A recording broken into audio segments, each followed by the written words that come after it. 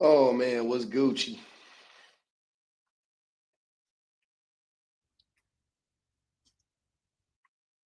What's happening, y'all?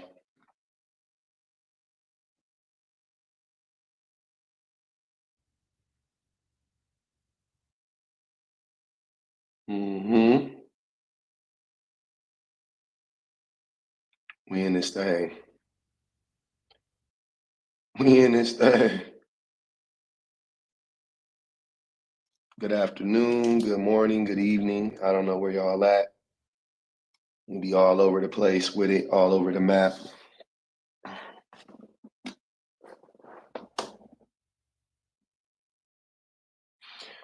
We in this thing though. What's Gucci? How y'all doing? How you doing? Oh, you just watching the videos? I appreciate that. You know? Look at that, man.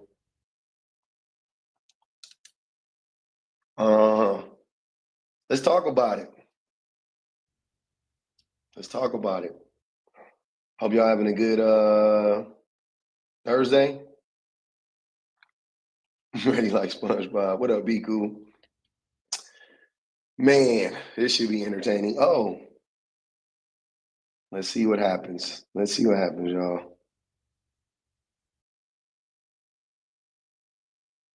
Let's see what happens. Um, Pretty exciting. What up, family? Let's talk about it though. Women don't leave good men. Let's talk about it. Women don't leave good men. Also, men don't leave good women. They just abuse them.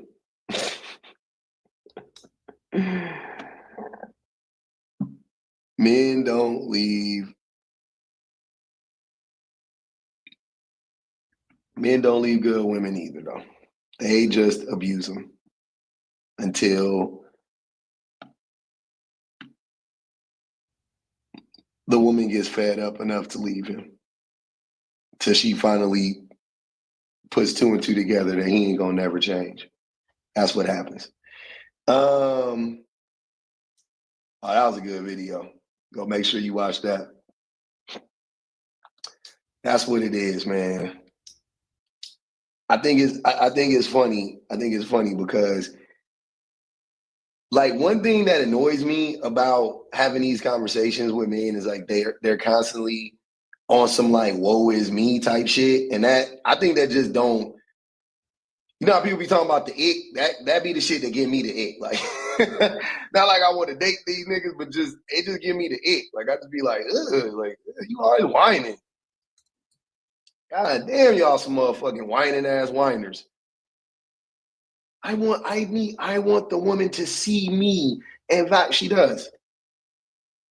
She does. That ain't what it is. That ain't what it's about. You ain't tripping off the women valuing you and seeing you as a human being and all of that, nigga. She already does. It's already happening. So what is it really? Right? What is it really? What it is you want a woman that don't call you out. You want a woman that don't, you know what I'm saying? That doesn't hold you accountable, whatever. You know what I'm saying? Whatever that is, that's really all you want. That's all it is at the end of the day. Just being in those spaces with those men is just very it's tiring. You know what I mean? They want the submissive provider, absolutely. Absolutely. Um and what's going on. But like, yeah, I don't think that women leave good men in general because women aren't looking for an out. They're not looking for an out. You know, they're not looking for a reason to not be with the man. That's not, you know what I'm saying? Like that's not their thing. So if you're treating them good, then why would she leave? Like I think men could find their girls in elementary school. They could find their women in elementary school. You can find, like, if you're a boy, if you're a man, you literally could be with the same person from elementary school all the way through adulthood. And to me, in theory, like, it's really all in your behavior.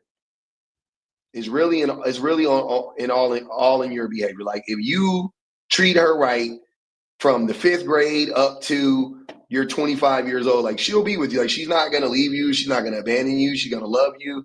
You know, she don't need to go out and sleep with a bunch of dudes and, like, you know, she don't. Most women ain't even tripping off none of that stuff. You know what I'm saying?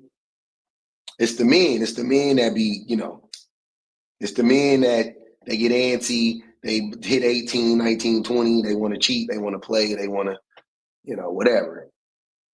But yeah, most women, they're not on that type of time. But men, they will find a way to mistreat a good woman. They'll mistreat her. They'll beat her down, beat her down, beat her down. Hate her the whole time, and she'll be treating them, loving them. I don't know why you don't like this woman. I don't know what she's ever done to you, but you, for some reason, you don't like her. You beat her down until she leaves you.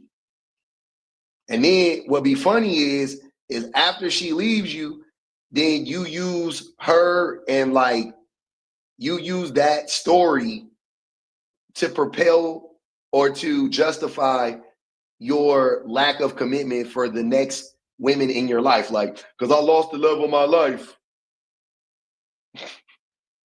Yeah, you lost her. You treated her like shit for like 5 years and she left.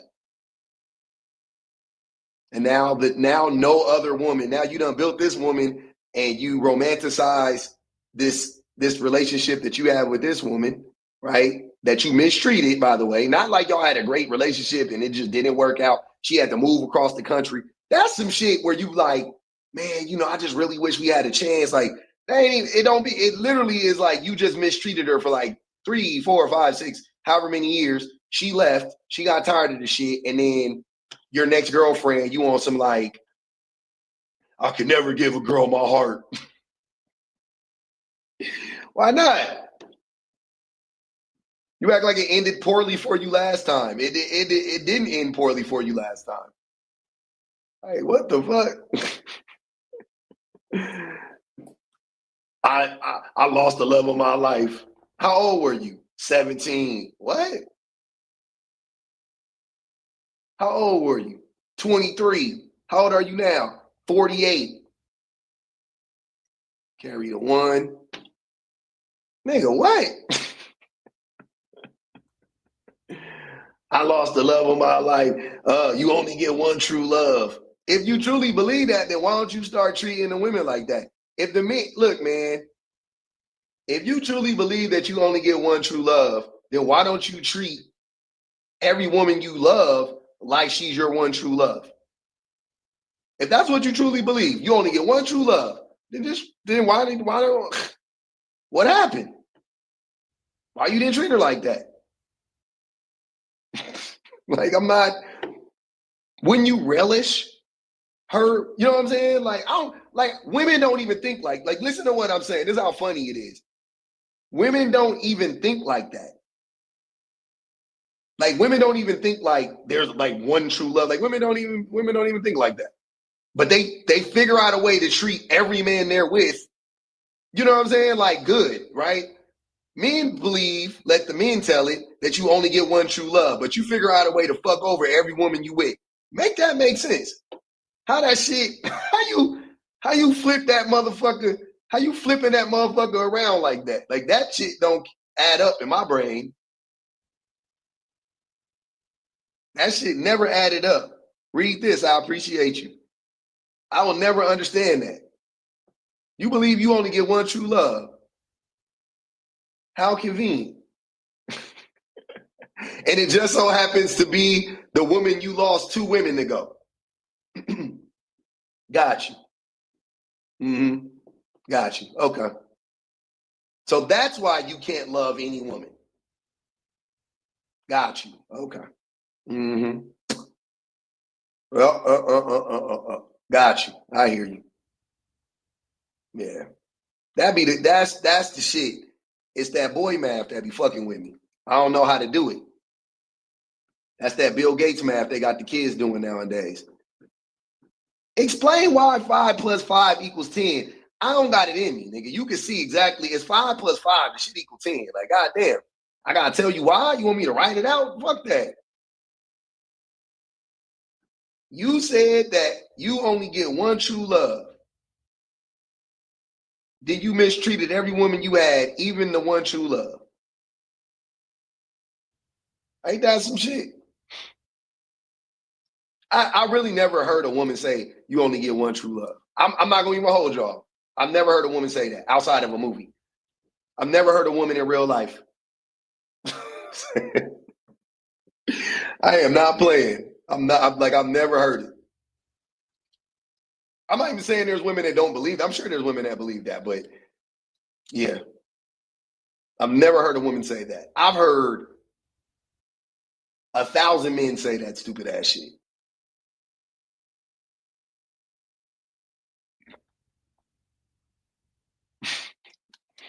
I've heard 1,000 men say that. I'm like, how does that make sense? It's always the group of people that don't know shit about love talking about love. Ain't that interesting? It's always us. Right, MC? That's what it is. That's that abuser shit for sure. That's that abuser shit. People say men will punish every woman after for not being her forever. Wicked work. Yup. Damn, man. I look. All I'm saying is though. All I'm saying is if you are a good if you are a good man, you don't have to worry about thanks, villain. If you are a good man, you don't have to worry about women leaving you or mistreating you. That's not common. I'm not saying it don't happen. It happens, but it's not common. You know, it's not something to worry about. I wouldn't lose any sleep over it. You know what I mean? Let's work on the second half though. Let's work on the you mistreating the women. Why don't men just leave? Because they need a woman.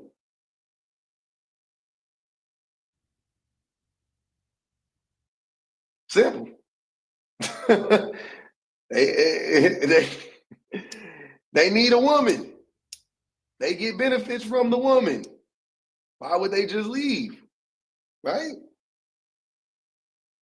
Some men are good men when they by themselves.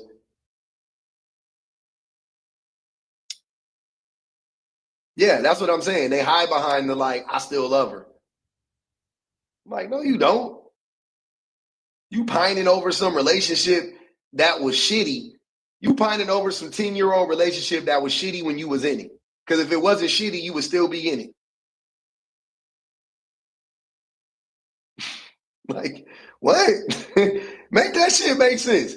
Make it, let's add it up. Let's do the math, y'all. It don't, I'll be looking for do the addition sign on that one. Make that shit add up so I can understand it better. If the relationship was so good, right? You pining over it, you reminiscing, you ruminating on it, right? If it was that good, then why did it end? Like, what are you talking about? That don't even make sense. I've never had a job that I loved. I've never worked at a place that I loved. And like, I just stopped working there. You know what I mean? Like, you know what I'm saying? Like, it just never happened. It just never happened. It was always for a reason. Like, if I loved working somewhere to get me out of there, dude, I've stayed at jobs 2 years too long because I just loved the job. You know what I'm saying? I loved the people I worked with. I loved, like I didn't like the upper management, but I like middle management. I loved the schedule and I had a few coworkers that I like, you know what I mean? Like I've stayed. I should have left a year and a half ago, but I stayed. I've never left the job though that I truly love. Like it never happened. It's just never happened. I can't imagine leaving a relationship that is a healthy, high functioning relationship. Like I don't understand it. It would never happen. I don't get it. So if you are no longer in the relationship, it's safe to assume the relationship was shitty. You know?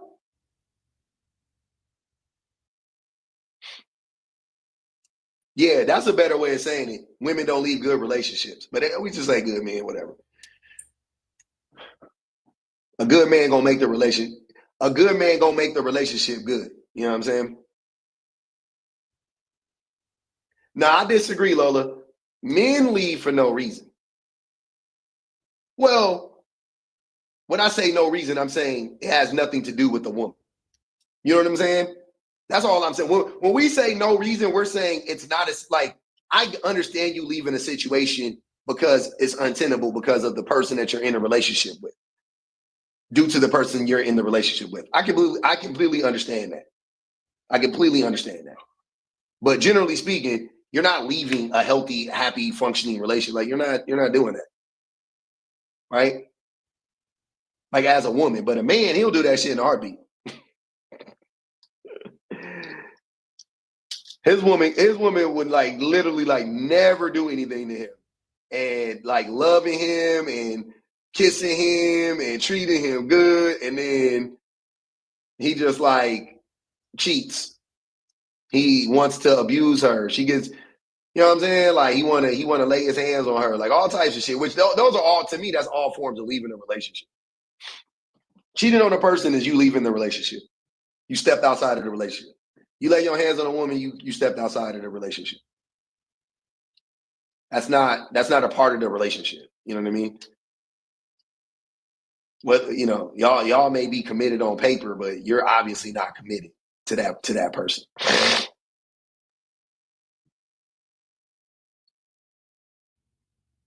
You know?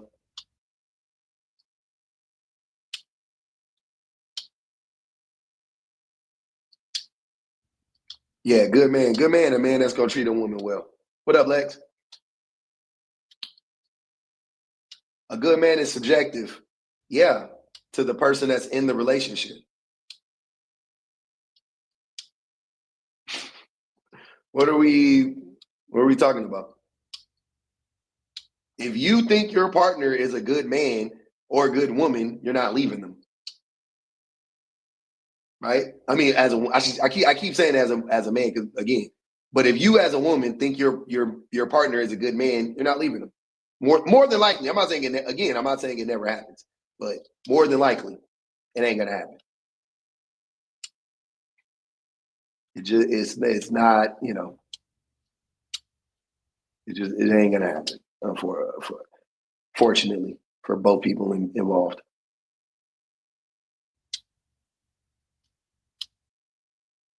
So yeah, I appreciate y'all liking the live up, man.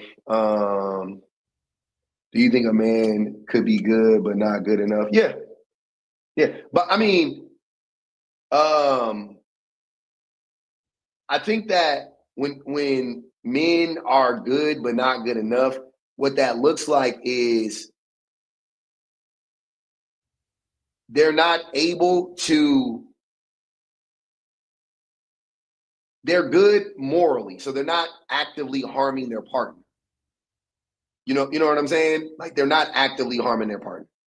But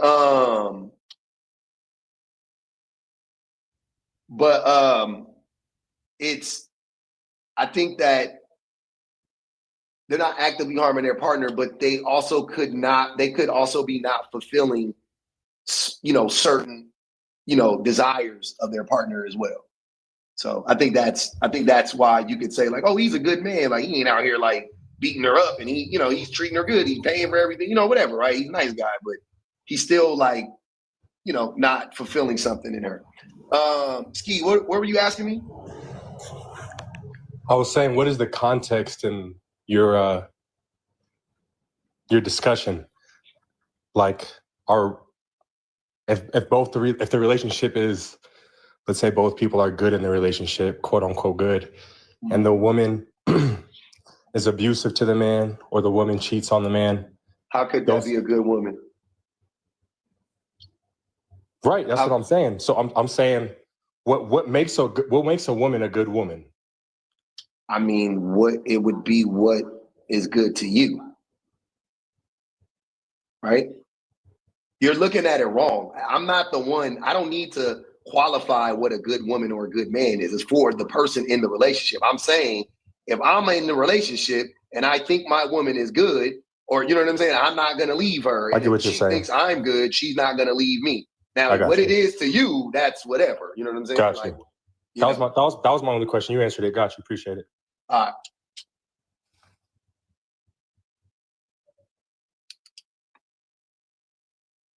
Yeah, I don't know.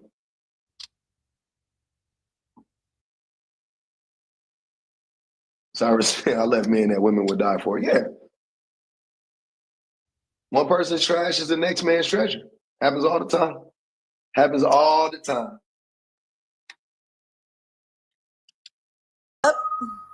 Shit. What up, Billy? Oh, you weren't supposed to bring me up. I was chilling for the algorithm. Oh, okay. I brought you up. I'm going to drop. That shit loud. That shit scared me. I ain't gonna even lie. It scared me. But yeah, if you are an abuser, then you're not good, obviously. Even though a lot of men are abusive, I know a lot of men who AB and not like physical, but you know what I'm saying, financially, emotionally, whatever, and they think they're good men. No doubt about it. They like definitely think they're good men. So that's the thing. Oh, I want to hear this. Go ahead. I want to absolutely.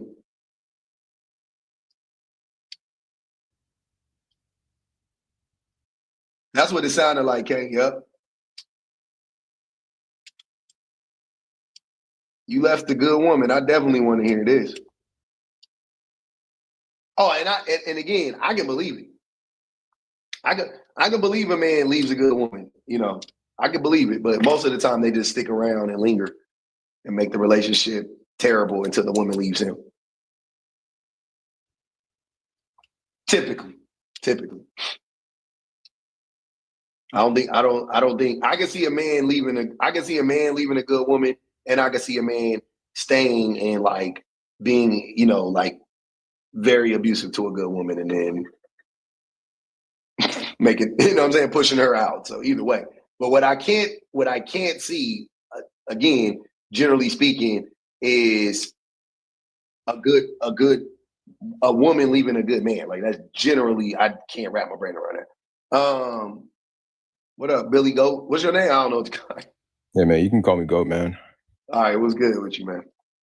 I loved her because like she just wasn't like fulfilling my desires like schmexular.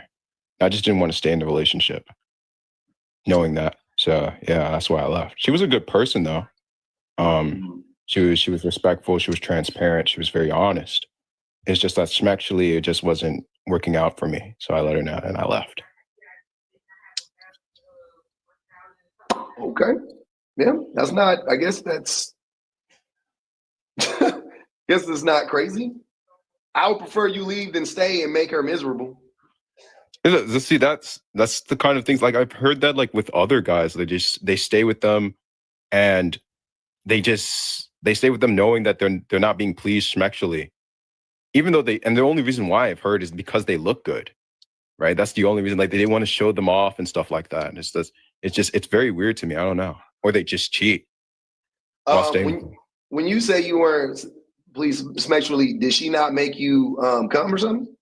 That and it felt as if a lot of the things she done, like I felt very uncomfortable in terms of like, you know, during those times, right? And I let her know, right? But wait, did she like put you in a rabbit ear position to eat your booty and you wasn't comfortable? No. What happened? Or you had to I don't want to get into it. I'll just say that I'll just say this: like some of the positions weren't too comfortable. Like it's like I'm saying, you was tooted up. Yeah. No, it was not. No, absolutely not. It's okay if you was. I'm not. No, man, look, I wasn't. That's what it was. I'm just saying during those times it was just not comfortable. I just did not like how it felt when it came to her, so I moved on from that.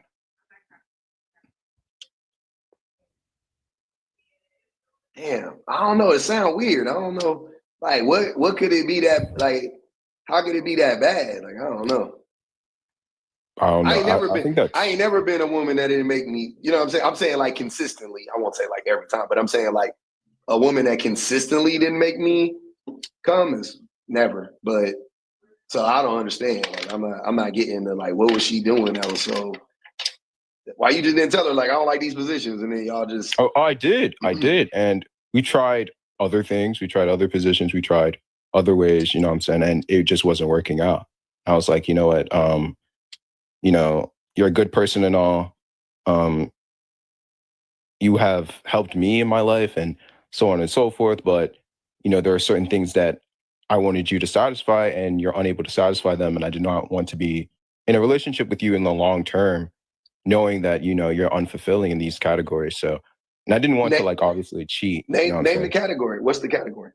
Specifically the category I was speaking on is like sexual. I know. I'm saying, well, what I know, but within there, what's the? She didn't know how to give head. She wouldn't suck your dick from the bite. Well, that part and some other things. She just didn't want to give you no. It's not the head part. Oh. Like she didn't know how to do it. Right. It's not that she wouldn't do it. She didn't know how to do it properly. How old are you? How old was she? She's 25. Nigga, what the fuck, teacher? Yeah, I don't know, man. I find it better to just find someone else that's experienced. I feel like that's bro. This better. Might be the lamest. This is the lamest reason. If you can't tell, I need to know. I'm dead serious. Like I want to believe you and I want to know. But this sounds the thing is that I don't. The issue is that I don't want to go into detail because, like, yeah, I don't. It's very. Yeah, I don't want to go into detail. I told myself that it's like I'll be as vague as possible. I'm just being like. Why would you need to be this vague if we are all adults? It was just. No, I'm just being. Look, I just said I would be as vague as possible. Right, because and people are saying, why'd you call in? Why'd you join up? Well, because like I said that, hey, yeah, I left a good woman for a valid reason. I think it's a valid reason to leave a woman if she's not pleasing you sexually. I think it's the same, but it's the same both ways. I think if a woman wasn't pleased by a man sexually, she can leave. So like, then hold on. Then that woman probably wasn't pleasing her sexually, and you probably ain't pleased the majority of the women you've been with sexually. So imagine if women actually did follow that. And I'm not against it, but I'm saying, like, imagine if women actually did do, like, you know what I'm saying? Like, that's crazy. But like, the thing is that that's a wild kind of, unless she was into like some like extreme shit, like, and you was just like, I can't go for that. You know what I'm saying? Like, I get it, but like, just some regular smacks, nigga. Like, what the fuck? Again, I would like to go into it. I don't want to. That's why. Look, when you just touched upon it earlier, what you just said earlier, it touched upon majority of it. Pause. Oh, okay. So she was eating your booty. That's what I was saying. No. She's into what I should say is she's into those kinds of things. She wanted to get freaky. Yeah. She's into those kinds of things. This nigga, you a square bear. Okay. So it wasn't you, it was the opposite. It wasn't that she wasn't satisfying you. It was you couldn't satisfy her, and then you maybe that's what it is. Sure. I guess maybe that's probably what it is. Yeah, she told you to spit in it, and you said, "Ma'am," you didn't want to spit on it. Well, no, I don't. She told you to hot tour in that thing and suck it up out of there. Come on, you didn't want to do it. Come on now. You know that's not what we're talking about. I'm talking about those the kind of stuff that you wouldn't see. No. She wanted to put her thumb up there, and you said no. I mean, because that one, listen, she said that, I'm with you. You got that. Look, I said, look, I don't go there. Something like that did occur, and I definitely said no. I definitely said you ain't got to. If she wanna do the bending, nah. You lost me. But I'm just saying. So she wanted to peg you. There was some things where, I'll just say that there's some things she wanted me to take part in that involves something that is similar to that, and I said no. Similar? What's similar to getting pegged? She want to stick her thumb? No, as in like it's under that category, but like, with different things. I just wasn't into that. She a little freaky, ain't she? Man, oh man. She was a good woman though. She was absolute good woman. But she not. So you expect me to believe that this freaky ass woman didn't know how to get no head? I was surprised. I was surprised. I would just say that there was more teeth than there needed to be.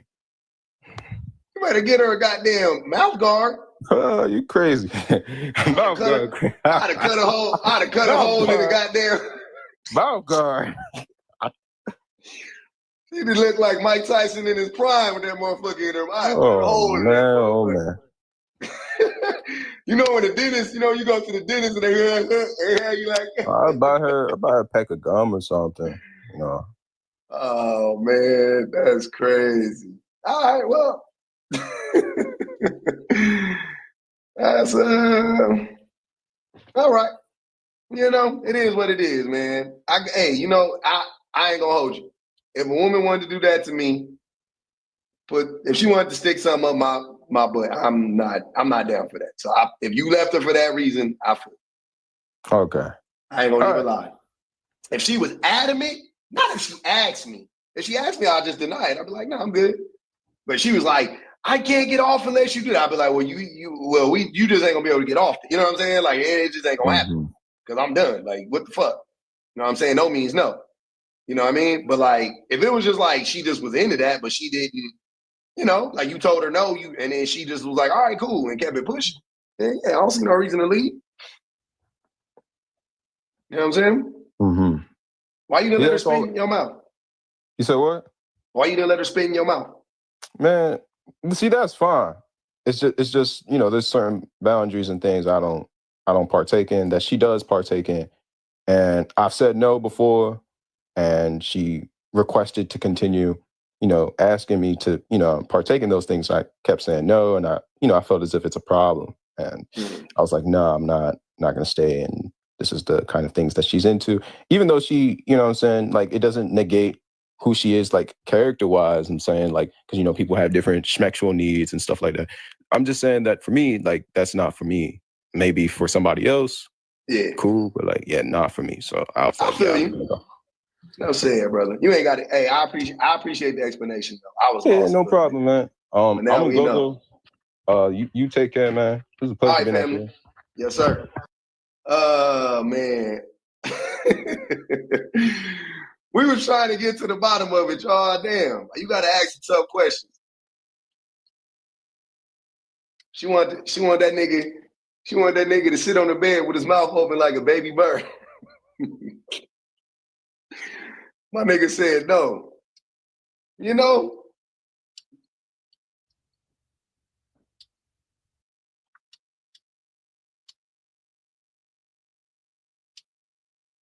That's it. That nigga said, nah. Yeah, he was a little vanilla, but that's okay. She was a little, hey, if it was real, she was a little freaked out. I ain't gonna hold you. She a little freaked out. She told my nigga she wanted him to sit on it and spin around. I'm like, I don't know, man. I ain't judging nobody. I'm just saying, there's definitely limits, and I'm okay with certain limits. Like, I ain't gonna hold you. You know what I'm saying? But sitting on it and spinning around is crazy as a man. If you ain't into it, I'm saying. Anything below that, I feel like it's reason. I feel like it's within reason. You know what I'm saying? I feel like it's within reason. That's all I'm saying. You wasn't willing to sacrifice for her. That's what I'm saying.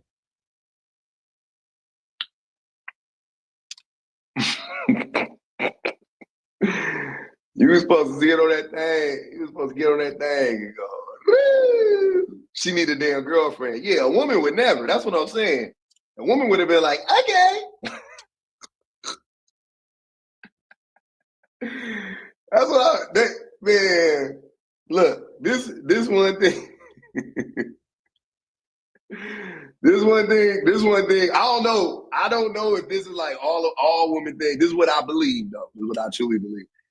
I believe short of like bringing another woman in, right? Which some women are down for that, but like short of that, feel like most women would pretty much do whatever. Like, like they at least try it. You know what I'm saying? Like men won't try. Like there's certain shit men will not try. But like I feel like most women will try like pretty much anything with their guy. Like I think they'll do whatever. Like that's like pretty not crazy. You know, men be rigid. Men be rigid as fuck. Yeah, I don't know about that. I don't know about the groceries. That's some new age shit. I ain't gonna hold y'all. That's some new age shit. I'm old. I'm not. That wasn't my generation. Janae said that shit. I was already married with a baby and shit when she said that. So I don't know. I'm just saying like, man, you know, I'm going back to when, you know, I was on the scene. But they say older men like that.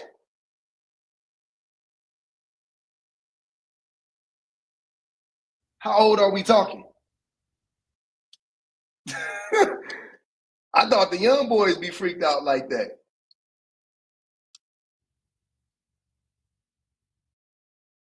Oh, the old men. See, y'all know. Hey, you know better than me.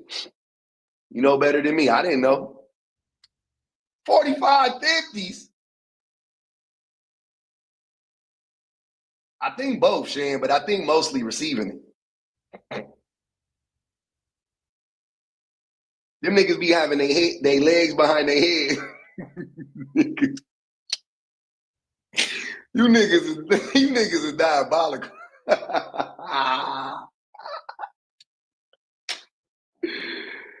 Hey, it's a nigga right now with both his legs like this on his shoulder.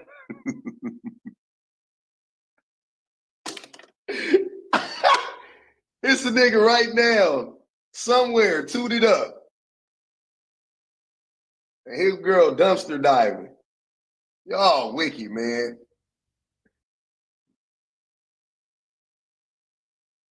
I'm gonna tell y'all something. I don't believe in hell, but if it's a hell, you going, nigga.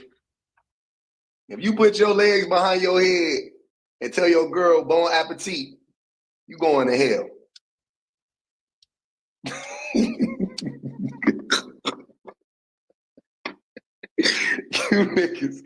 you niggas built different. You niggas built different. I ain't gonna hold you.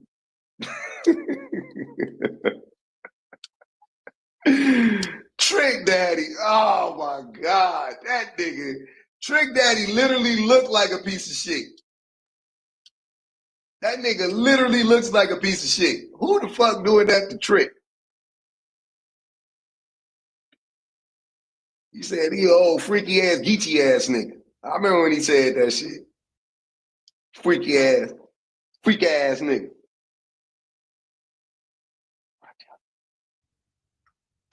Oh my God. Mm-hmm. Gracias, muchacha. It's wicked out here. A cosmic brownie. Oh my God, man. That nigga Channing Crowder said he don't be cleaning up that much. Hell yeah, I'm gonna eat. That shit couldn't be me.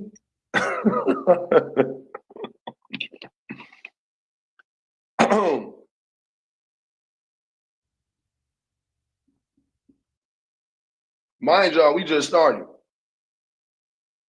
Do I gotta restart the live? What up?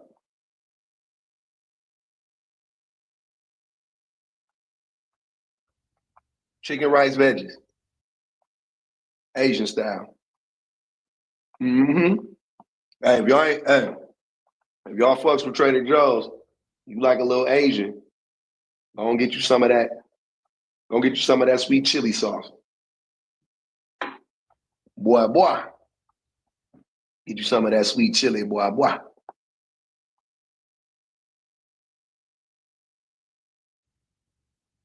Hold on, who in here?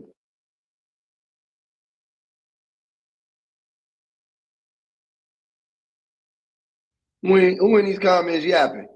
Point them out. Did I miss something? I must have missed something.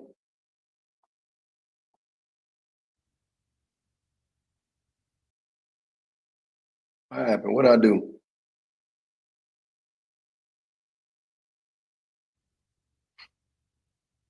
Trader Joe's not a white people store. Where you live at? Trader Joe's is Trader Joe's. I don't know what you're talking about. Every store is a white person store except for the ethnic stores. What store you be shopping at? Blacks R Us? Where, where you get your groceries from?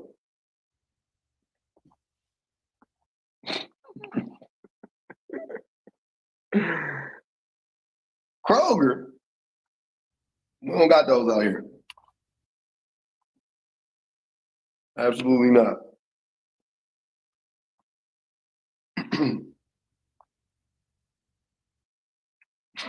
Aldi's. There you go. Yeah. I go there every year. We don't got HEB. Oh, Ralph's? I don't go there. Not often. I'm a Trader Joe's, Whole Foods. We got the store called Barron's out here. Yeah. I go there for some stuff, not too much though. Trader Joe's is cheap. Yeah, Trader Joe's is cheap. Mm-hmm. All right, man. I'm not.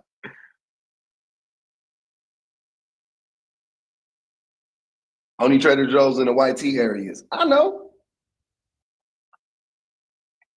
But you still gotta go there. You got a car.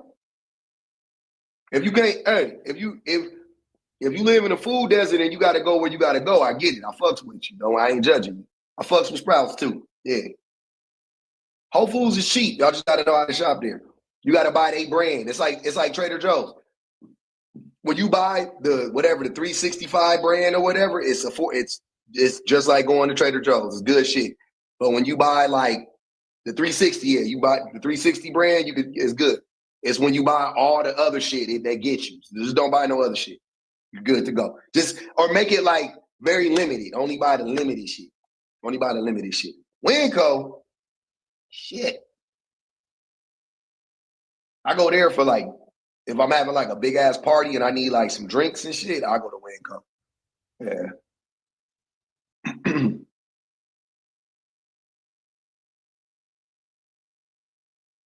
Piggly Wiggly, yeah. Fire, Therese, fire.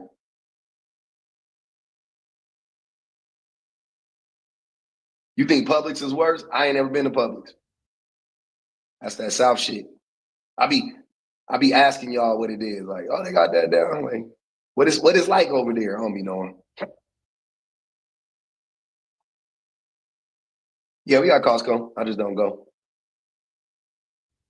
I don't want to pay to go buy my groceries. You know what I'm saying? I think that's crazy. I think that's really wicked. Paying and then going to buy my groceries kind of crazy.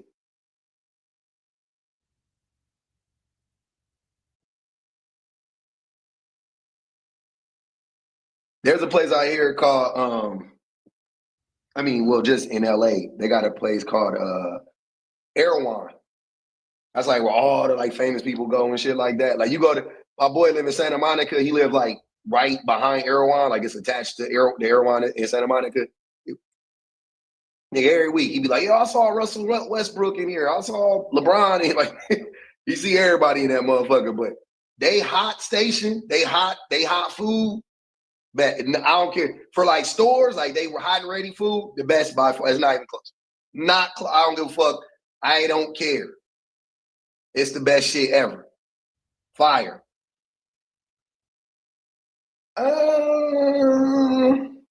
It's expensive if you buy the food, like if you go shopping in there. But if you buy their hot food, it's not expensive. It's as good as like any like top middle restaurant. You know what I'm saying? But the food is done like that, and it's bomb. It's like super duper bomb. $28 smoothies. I don't mean no $28 smoothies. The smoothie's probably 12. But they bomb. The smoothie fire. Yeah, we got IKEA. Mm-hmm. Yeah, man. It's looking like I got to restart the live. I ain't gonna even hold you. I've been there before. I used to get the meatballs, the frozen food section from IKEA. Mm-hmm. Tequila in a smoothie? You a alky.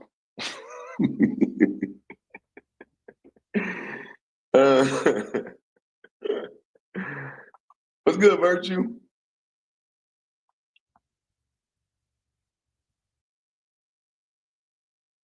All right, I got to end the live. I'm gonna restart it. We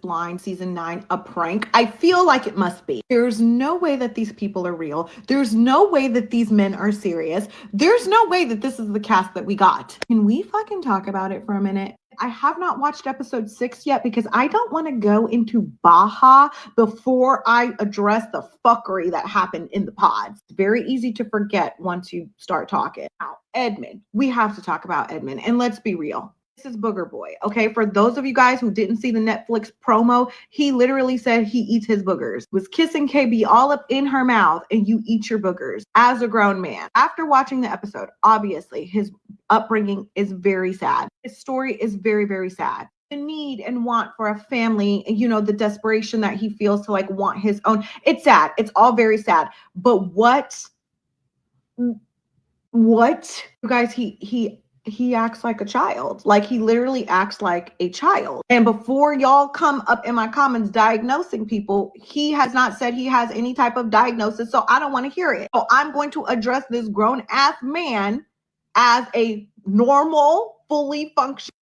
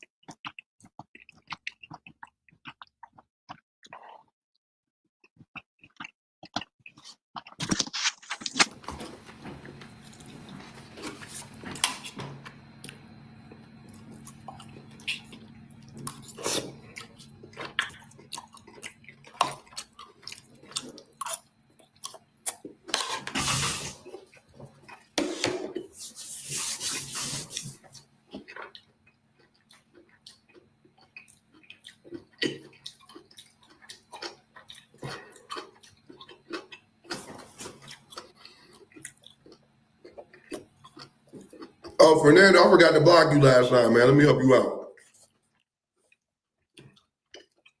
Got him. Got him.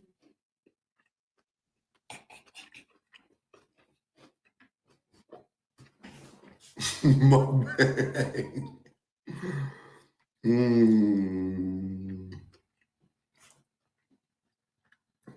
I'm semi-right. I don't think I'm semi-right. I think I'm 100% right. Yo, what's up? You know what's good with you? Nothing much, man. Just got in your live. I saw the prompt, and that's an interesting take.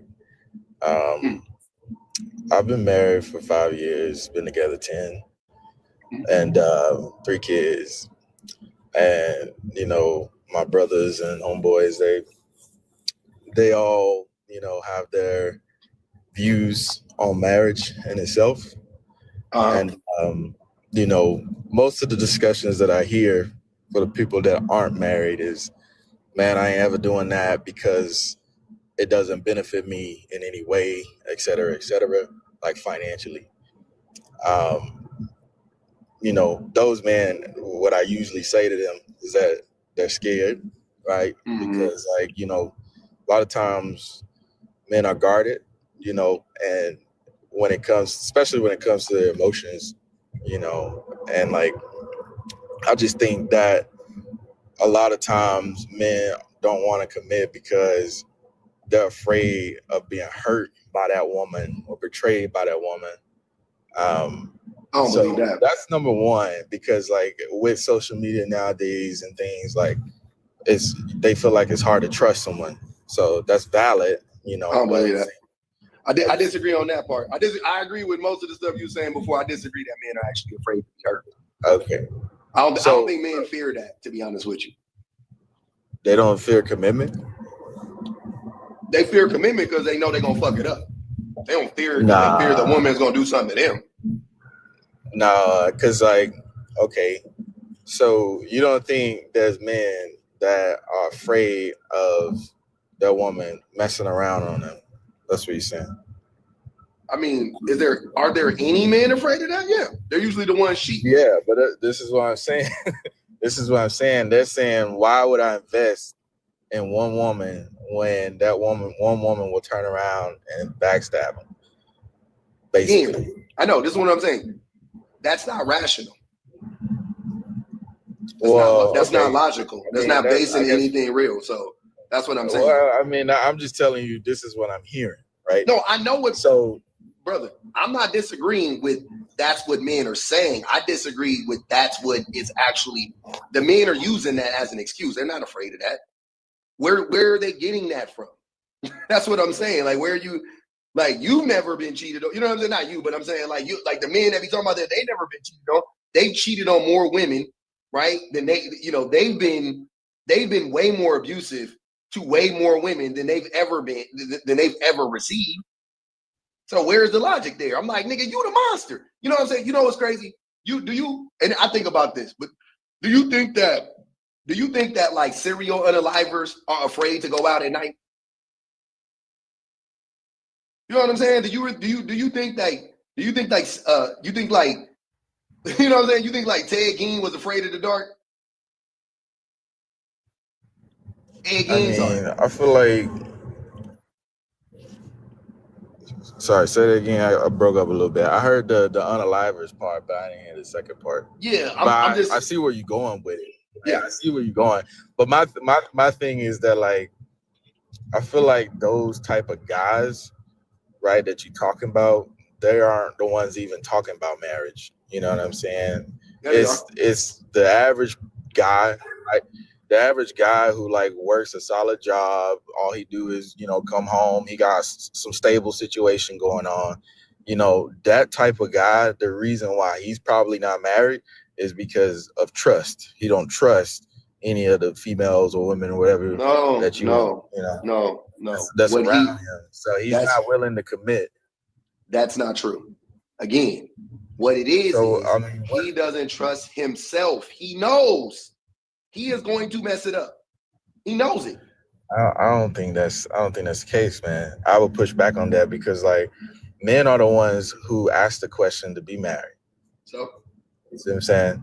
Like, we decide when it's gonna happen, essentially. So it doesn't make any sense for a person not to do it because he don't think he's qualified to do it. Like, if you think men do it all the time, you're gonna ask the question. Like, you're the one that's asking her the question. I don't think that makes sense. Men do it all the time, and men don't control. That whole men control marriage stuff isn't true.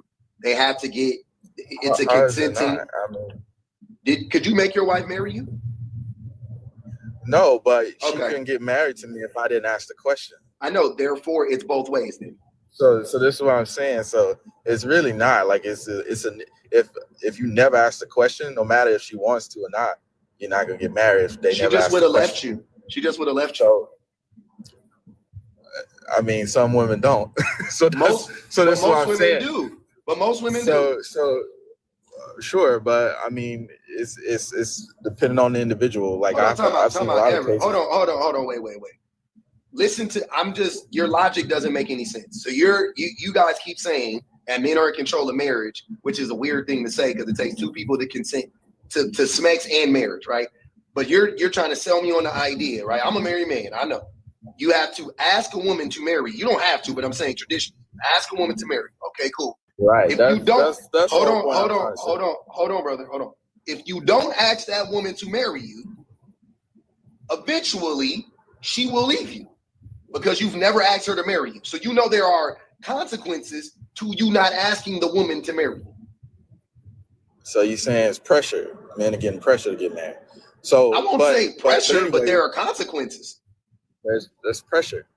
But I don't think it's pressure. I don't think she doesn't have to ever tell you, I'm gonna leave you if you don't marry me. But I'm sure, again, I don't know how you were with your wife 5 years before you got married. I'm sure you guys talked. I'm sure you guys talked about being married before you offered her offer to marry her. Right. I mean, obviously. But okay. what I'm saying all that to say, like, to your point is like, oh, they don't want to get married because they don't trust themselves to be faithful. When I disagree, because we are the ones initiating the marriage contract in the first place. We already. So that's what I'm saying. But anyways, I wanted to say, like, but I don't think men hate marriage. They do. I think men want marriage more than women do nowadays. They do. Honestly. Men do want marriage more than women, but men still hate marriage. I think men want it more than women, right? But they still hate marriage, though. But women want weddings. Like, they want to be married, but they don't want the marriage. If that makes sense. That doesn't make sense, and you're just making that up. Okay, so like, how do you explain? Can you hear me? You got a lot of background noise. I don't know if you can hear me while I'm talking. I just want to make sure you can hear me. It's kind of low, but okay. Let me make sure. I was just saying, like, basically, if you look at what's actually happening, right? Men stay in their marriages, women divorce them, essentially. Like, that's what's happening, you know. Hold on, wait. So women leave me. That's what you're saying. Yeah, they leave their marriage. Okay, cool. Would you leave your wife if your wife was a good woman and she was treating you good? Would I leave her? No, I wouldn't. No. Okay. When would you leave your wife? Like what circumstances? If honestly, she cheated on you. Honestly, like financial. Like if she stole from me or something like that. Like, you know, obviously my money is her money, but you know, I'm just but she doesn't work, if she was spending the money frivolously, if she was using you, if she cheated on you, if she laid her hands on your kids, you would leave. So essentially, you would only leave your wife if your wife was a bad partner to you and your kids, correct? Well, yes, like if you said like a bad partner, if you bring in like a broad term like bad partner, then like bad partner. Based on what we just described, some of those examples. Okay, cool. So flip that around. If the women are leaving the men know the women are leaving the men, and the men know that the women are leaving the men because of the behaviors of the men, regardless of what they say. You know that because you just proved my point. You wouldn't leave your wife unless she was a bad partner. That goes for women. I agree with you. I'm not saying that goes for women too. Women don't leave their partners unless they are bad partners. So if women are leaving men, you making it like men stay in their marriages. Of course they would. They're abusing the women. What the hell? That's not, you're not saying nothing. It's not like men are like good in a relationship and they're staying in it. Let me reinforce what I'm saying, because I don't think you really like catching what I'm saying. What I'm saying is even if a woman were to do something, like say you're in a perfect relationship or whatever, Yeah. as a man, you're probably going to try to figure it out first. That's- You're not. that- Your first inclination isn't to That's a leave. lie. That's a lie. How is it a lie? Why are you lying? Why are you up here lying in my face? What? Okay, so tell me why that's a lie. Because women okay. cheat in marriages too. Not But as that much as doesn't men. But not as That much as doesn't men. mean Not that the as much man's as gonna leave. men. Not as much as men. So Who's more And I inclined to love- leave? what do you mean? That's Who's who more is more. inclined to leave? Listen Like to what you're if saying. if you did a survey, Listen to what you're saying. Listen to what I'm saying and listen to what you're asking me. Who is more inclined to leave? Both. Who is more likely to be the reason why the other person leaves? The man. That's the discussion. The way you're having the discussion don't make sense. And you trying to lie and act like men would stay if a woman was like cheating on him or abuse. Like, are you fucking serious? Who is more likely to stay in a relationship with the cheater, a man or a woman? that's what I'm saying. A man is gonna stay. That's a lie. That's a lie. Everybody knows that's a lie. Bro, listen. If a man is married to a woman, Bro, hold on. Stop lying. Can I? Don't- I let do you not- go. Let me just explain. You're not letting me go. It's my lie. Secondly, Okay. All right. So don't when lie can in I my face, respond though. to what you said? When I'm done, please don't Okay. lie Go in my ahead and face. finish. Because Go we ahead. know that men are really possessive of women, very entitled, very jealous, right? And men be the ones that will tell you, oh, I can't be with no woman when she cheat. Because women cheat different. Women cheat for different reasons. Why do women cheat ever? When women cheat, is it Okay. You want me like be high level, basically like summing up? Well, before I answer that question, can I just piggyback on what you were saying earlier? Okay. So when I said that men are less likely to leave, right? I know, and you probably know, plenty of men who have a lot on the line, especially when they're married.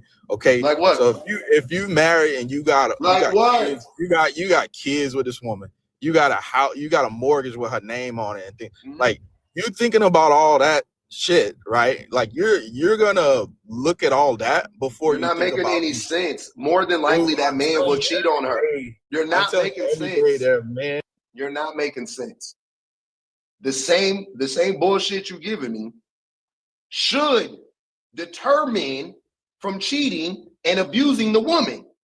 But men are more likely to cheat and abuse the woman. What are you talking about? That doesn't make sense.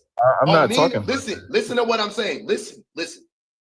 By your logic, you're saying men don't want to leave because they have more on the line. Okay, so if you have more on the line than the woman does, which is a lie, if you have more on the line than the woman does, then wouldn't you handle the relationship accordingly by not cheating, by not neglecting her, by helping her out, by not lying, by not gaslighting, by not manipulating, by not DVing, what are you talking about? When men are more likely to do all of those things over the woman. So that doesn't make sense. If you don't disagree, then you don't have a point. What you don't understand is both things can be true. It can't I don't disagree with what you're saying, but you don't understand that both things can be true. It can't be true. No, it can be true. Both things can be true. Both things cannot be true at the same time. Yes, they can, dude. How? I'm telling you. Right now. If you make something called a prenup for a man to sign that I get $250,000 if you commit and if you cheat on me, I guarantee a lot of men ain't gonna sign that contract. I guarantee you, because they know what it come with. A woman would. If you told a woman infidelity, you got to pay me $250,000 if you cheat, and you got to get, and that's all it takes to get the woman. She'll sign it. Okay, that's a perfect example. That's a perfect example. Because think about it this way: why do most rich men get prenups? To protect because it's the same thing what you just said. It's literally the same thing because they know like they gonna mess around or she gonna mess around. The relationship's gonna go sour. Pretty much they already know that. So this is why they do it.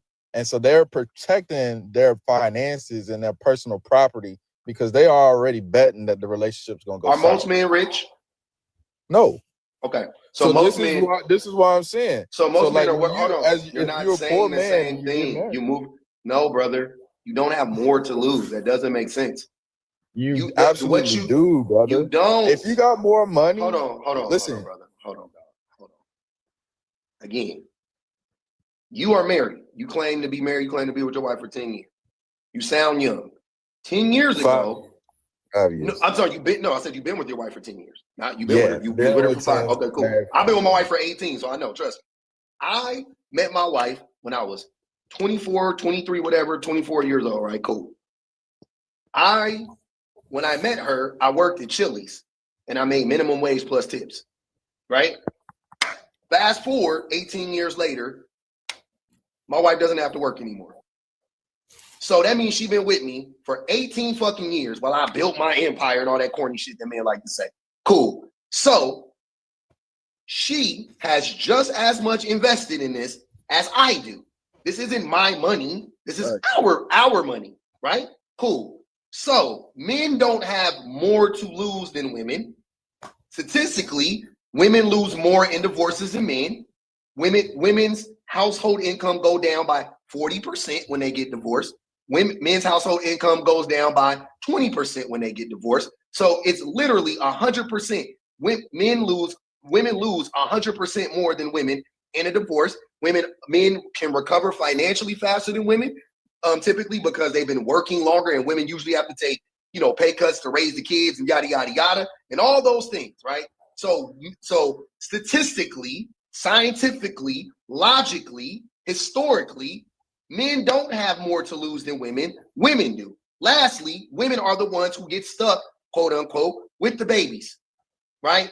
So what you're saying, and me as a married man and you as a married man, I know what you're saying is bullshit, without a doubt. I know it. I live it. I know exactly what it is. Even if I didn't have all the numbers, I know for a fact. I don't think you were living in reality.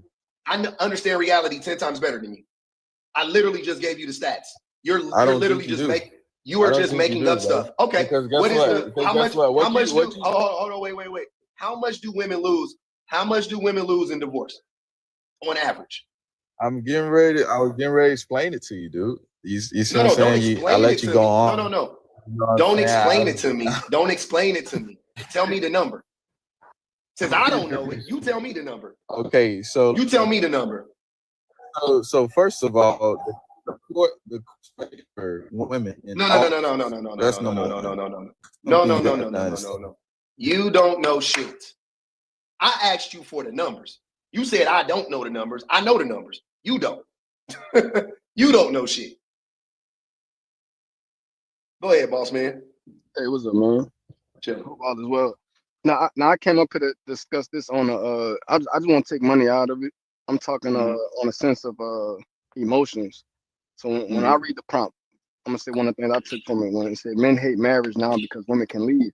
I think that's the luxury a woman has. So let me break it down. I'm talking society wide. Now me as a man, my household structure come way before society. I'm just speaking on society, dude. A man in society has to somewhat build and provide to become considered as a man. Like you as a man right now, you tell me to take care of your kids, you lost your job, you gotta go figure that shit out. I don't hear you crying about it. Go figure it out, right? No. A woman on the other hand, now I know the ladies might not like what I'm gonna say, but the woman on the other hand, they can perhaps be saved or they can be independent. They have a choice to make. I can go run this shit up on my own just like a man, or society man, or I could just say I'm gonna do the minimum and I'm beautiful and hopefully I can attract someone and we can go from there. The problem is Wait. Yeah, go ahead. I'm confused. So 2 things.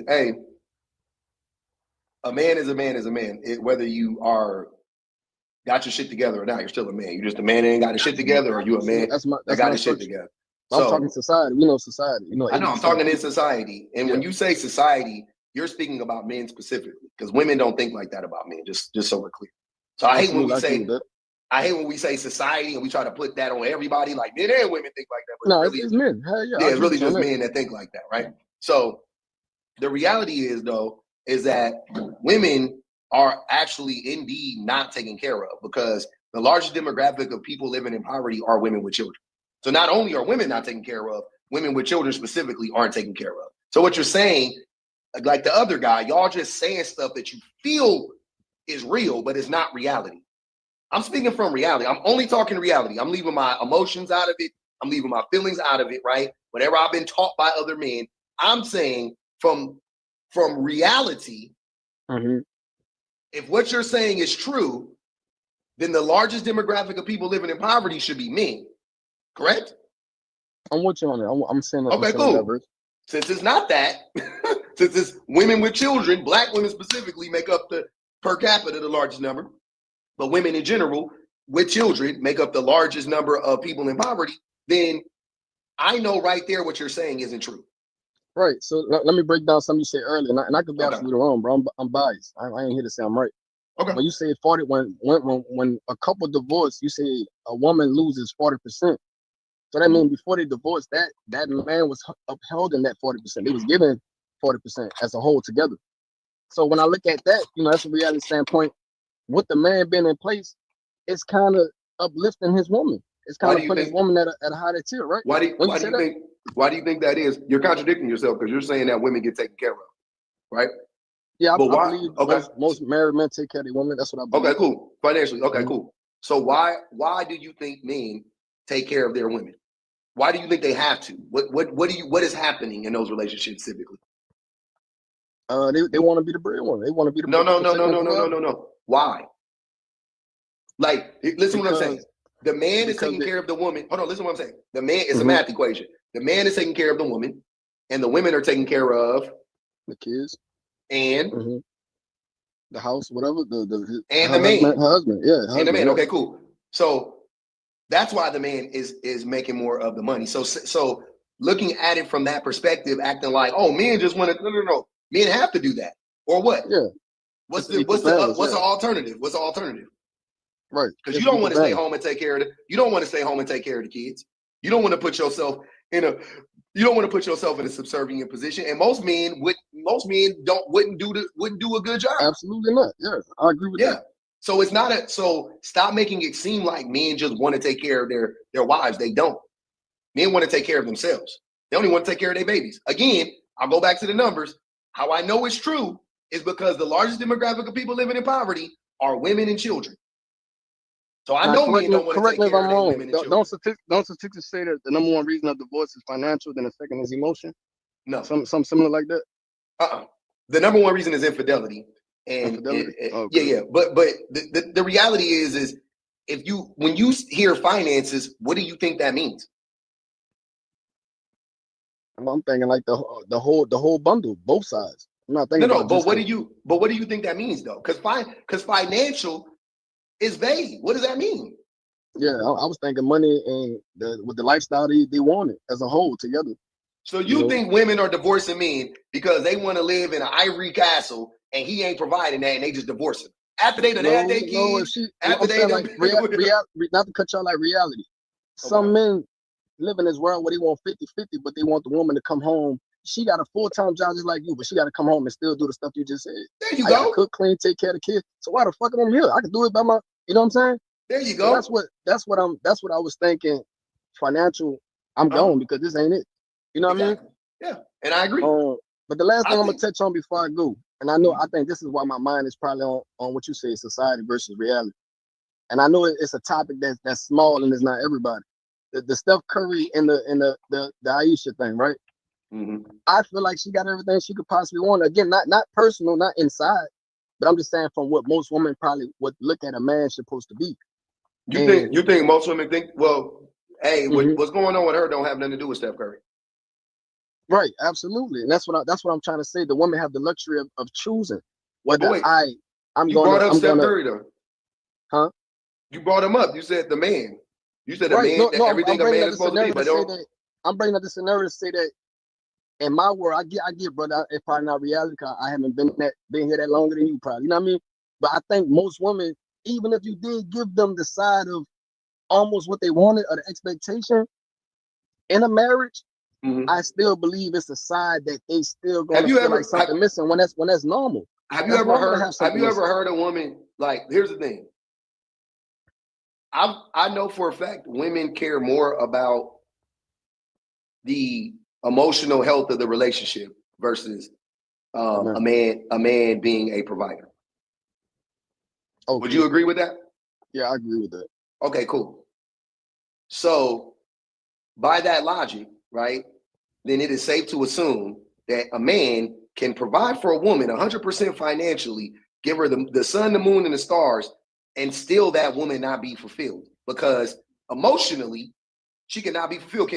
You ever heard the old saying like money can't buy happiness? Absolutely, yeah. Okay, cool. So then it should be easy to understand. So you projecting what you think, right? Mhm. You think if I had all that money, if I was a kept man, if I was Aisha Curry, or if I was whatever, you know what I'm saying? If I was in a position like that, Right. I would be happy and content. Okay, that's you. But like you said, I'm with you 1,000%. But like you said, it falls more on her than him. You see what I'm trying to say? I just feel like it's not a No, valid I don't think it reason. falls. I don't think it falls on her. But I'm not just saying. fall. I'm just saying it's something that she has to build within. You know what I mean? Like you got to build your purpose. You can't find. And I don't believe in finding purpose. You build your purpose. So it's something that she had some regrets. But I feel like everybody have regrets. You don't think What Steph do you, Curry thinking in his mind? I could have waited on marriage and balled out and slung my peak left and right. Have you been a mother or a father in the house every day with 3 or 4 kids for 13, 14 years? No, not 14 Okay. years. No, I can Yeah. say So 7. so you don't know what that feels like. Where you're the primary character. No. You wasn't in the house 7 years with no babies. You had a job. Yeah, I feel you. Now I feel you. I'm saying you was playing housewife. Yeah. Yeah, you ain't never lived that life, right? My wife has lived that life, and she's Right. spoken to me about it like fucking 13 years ago. I remember having a discussion with her. I learned a long time ago. I learned at that time what it feels like for a person, a man or a woman, to be isolated from society for hours and hours and hours and hours and hours every single day, day in, day out, right? And my wife didn't do it for 13 years. But I could imagine after 10, 11, 12, 13 years, I could imagine how that could make a person go crazy. Yeah. Right. Mhm. Absolutely. And I'm not even saying she is crazy. I mean crazy, and you know what I mean. And yeah, like the sense, like she isolated. Yeah, this is Yeah. all you know every day, 24/7. You don't know nothing else outside. You know, yeah. That's all I'm saying. So saying that it comes from within her isn't true because it's not within her. She is having a human reaction, right? She's having a human reaction. Now, her husband, which this is what I think. I don't know how often they were having this discussion. You dig what I'm saying? Yeah, like I don't know. Right. I don't know. I believe they had this discussion before she said it to us publicly. I don't know how often they had this discussion though. I think they had because he backed up. He backed her up. He's backing up. Right. So I know he knows. Don't get me. We believe that, But I think ultimately though, I don't think Steph understands. Yeah. He's like you. I just think he doesn't understand. I didn't get everything I could, but the emotion, I can't control you. Like you said, you probably can't. Well, I think what it is she made the sacrifice play. Like, I don't know, like you can't have your cake and eat it too, is the reality. That's what I'm saying. Like she made the sacrifice play. She jumped on the proverbial bomb. She jumped on the proverbial hand grenade, right? She ate one for the team, right? That's what happened. And now a part of her is missing. It got blown away and all of that. And she woke up and then she's like, oh, damn, what am I going to do about this? I want to rectify this. And I have these like moments of doubt. I have these extreme moments of doubt and regret or whatever the case may be. Also, what I want people to keep in mind is Aisha Curry is like a year postpartum. She might literally be going through postpartum depression. Like literally, like we may be watching a woman literally going through postpartum depression right now. Yeah, absolutely. And people are like, oh no, I don't understand why. Like, nigga, she just had a fucking baby. Right. She just had a baby. Like her body is still moving around. Her liver's still way the fuck up here. Right. Her fucking kidneys is over here, nigga. The cervix ain't like. Yeah, it's all strong. It's all types of shit going on with her. And people out here like, nah, dog, she tripping. She tripping. I don't understand. He paid for, I don't give a fuck how much money you got. Ain't nothing like giving birth to a child. And I ain't never even gave birth to a child, but I watched it twice. And the first time, almost passed out. That shit is crazy, nigga. I don't know. Right. We ain't even trying to lose. put it I like don't know that. how that shit worked, my nigga. I don't know how that shit worked. I studied it. The physics of it. I don't understand how bumblebees fly, and I don't understand how women give birth. So look, how do you think men got to do better as far as just leaving that shit where it's at? I think Curry did a good job as, you know what I mean, backing up and checking other NBA players for commenting on it. You think we got to do better as understanding women, or you think just as a whole, just change your purpose, the society norm shit, let that go and keep your household structured? I'm gonna leave it right there. I think that the thing that me personally, I want men to recognize is that's why I have these conversations. I want us to recognize the reason why you're afraid of marriage. For an example, the reason why you're afraid of marriage isn't because you're afraid that some woman is going to cheat on you. That's not what you're afraid of, right? Right. The reason why you're afraid of marriage is because you know that more than likely you aren't going to be able to live up not only to the expectations of your wife, but the needs of your wife. Like, you know that, right?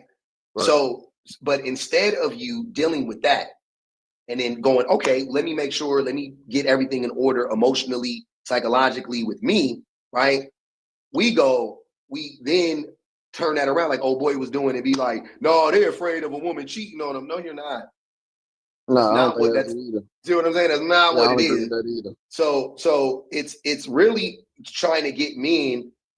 It's really about trying to get men to recognize like the role that we play in this.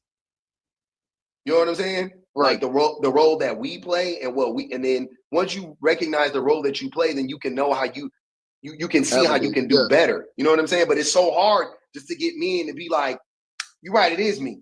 It is us. It is, you know what I'm saying? It's like, but what about women? And I'm like, bro, nobody we up the here. captain of the ship, you know what I'm saying? Captain of the ship. And when I say the ship, you gotta take this is what I be saying. Men don't control smacks. They don't control marriages. They don't. When I'm saying access to any of that. What men control is breakups and divorces, which is essentially the same thing. But breakups and divorces. Men control divorces and breakups because our actions are almost undoubtedly going to lead to the divorce and or the breakup. Right. So we control it. You see what I'm saying? Yeah. That's about it. Better or not. Yeah. We control it. And because it only takes one person to destroy a relationship, that's another reason why I say men control divorces. It don't take one man to get married. It don't take one person to have sex. It takes two people. I mean, you could rape a woman, right? And you can club a woman over the head, or you could buy you a bride, a child bride or something like that, something weird. But I'm saying conventionally, it takes two consenting adults, to commit, and then they do the thing. Okay, cool. Once you look at it through that lens, and then you look at how men effectively are overwhelmingly the reasons why relationships end, then you should be able to start to take accountability for, and then you can look at yourself and go, okay, now I try hard, I provide whatever it is, whatever cookies you need to give yourself, do that first. And then start to really look at the shit that you've done or you don't do or whatever. Listen to the things your wife or your girlfriend have told you. Your mama may have told you, the women in your life, like start to take inventory of the things that you've done and or don't do, right? And then go from there. It's not really that, I promise you it's not that hard. The work already done. All you got to do is listen. The work is done, I promise you. The women already telling you what you need to do. Your kids already telling you what you need to do. Well, my babies do. I don't know about everybody else. My baby's telling me exactly what to do. Right. Especially my little baby. I'm gonna end it by saying this. I just think you should, you can pimp, and you gotta take. That was your legacy. Everything around. I get some things you control, but at the end of the day, that's just for me speaking. You gotta take. I'll be honest, I could barely hear you, brother. You sound like you're real far away. Nah, so you gotta take thinking, man. You know what I mean? Mm-hmm. That's just the plain out truth. That's your family, that's your legacy. I guess some shit was out of your control, but that was your plan. You know what I mean? That was your judgment. You know what I'm saying? So I agree with you, man. I appreciate you for having me up. All right, fam. Hey, Mrs. S or Mr. S, whoever you are, you most certainly could come up. Just so y'all know, I just got an email that said Disney raised their prices again in California, $200 for a day pass. Now I don't know what it was before, but if you're a Disney person, I don't go to Disney. But if you're a Disney person, $200 a day now, they said, for a day pass. Goodness. $1,000 to take your kids to Disney at this point. What's up with you, brother? I love this subject because it really is so true. Men love keeping women destabilized so that they can keep them. Mm-hmm. Women are complaining that the men don't like them. I'm like, men don't keep you around if they don't like you. They like you. They just want to keep you destabilized. They don't want you to know that they like you. Mm-hmm. They like negotiating with you at all times. That's why they don't want to get married, because then they don't have another leverage. They keep, every time you get a little bit like you want to leave, they say, I was just about to engage you, and then they actually, what size ring do you want? Listen, I'm going to give you this promissory ring. They just keep on dragging it along. Putting that carrot in front of the cart. Yep. Yeah, absolutely, because they don't want you to be power. Stable. Yep. They don't want to lose power. That's what it is. You're right. That's what it is, because they 100%. understand the value. They just don't want you to understand the value. I love this conversation that you've been having today. I've been popping in and out. I've been very busy, but I wanted to just say that it's just such a great subject. And I think for women, they just have to recognize that, realize that men are just playing you. You are always the more valuable person in the relationship, even when he's pretending you're not. So it's incredible. I think the women know that. That's the funny part. But women are they're so nice that they don't be women don't be wanting to, you know what I'm saying? They don't be wanting to be on that like man, I'm on that like I'm more valuable than this person, but they be knowing though. I appreciate you, man. Let me go to Mr. Unfit. Go ahead, Mr. Unfit. What's going on, man? Chilling. Doing all right? Yes, sir. What's going on? What you got to say about the prompt? Men hate marriage now because women can leave. Mm-hmm. I don't agree. I guess in my sense, I've been with my wife now for married for 13, together for 17 years, since we were in high school.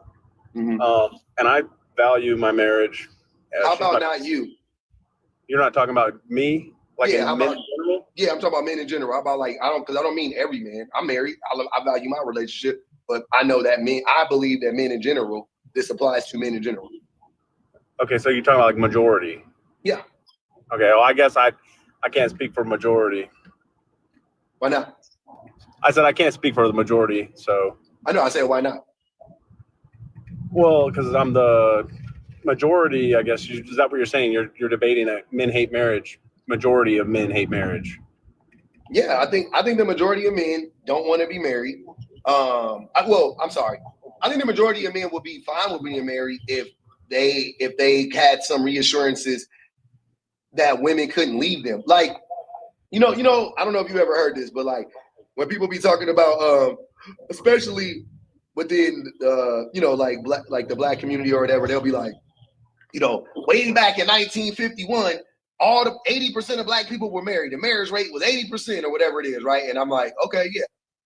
And then they're like, yeah, and it dropped and it kept going down. And by the 1980s, it was at 30 or 40. And I'm like, yeah, and what happened?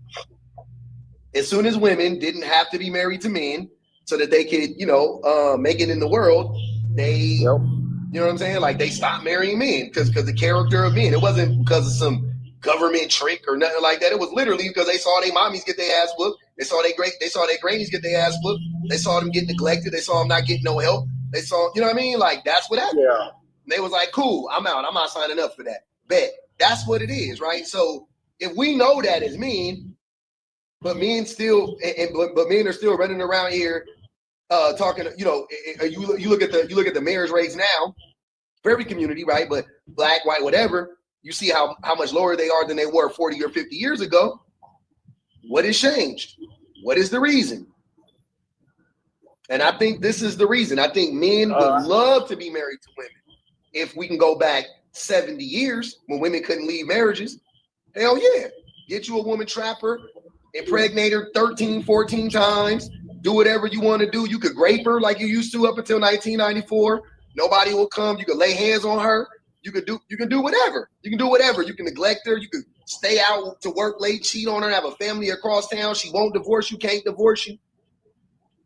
You telling me men wouldn't sign up for that? They were signing up for it back then. Why wouldn't they sign up for it now? Yeah, I see what you're saying. I get what you're saying. But. Yeah, I think that's a most men thing. Most men, you think most men on that have that mindset itself? Absolutely. Most men are still indoctrinated by the patriarchy to believe that you're. I feel like it's more. I feel like it's more about like their freedom. Whose freedom? Like because if they're single and stuff and they're not married, they can basically go around or go out and party or hang out with their friends. No. Listen, I don't disagree with you. That's my point. If you go back 70 years, were married men not free? Yeah, they were free. They were free. Exactly. Why are they not free now? Because a woman can leave. Yeah, but on the same hand, like me and my wife, we have boundaries, like there's a time and place for everything. And we're able to go out and do out, you know what I mean? But that's you and your wife though. Again, yeah, don't exactly. don't do that. Think about do you think most men are like you? Do you think most men value their wife like you do? No, I don't think so, no. There you go. Well, it's all about respect too. You got to have compromise and, you guys got to put time and effort inside your guys' relationship to make it sustainable and last. And you guys got to know what each other, like what you guys want out of the relationship and out of the marriage. I'm not denying any of that. Again, you're preaching to the choir. I'm saying, I get it, man. We're on the same page here.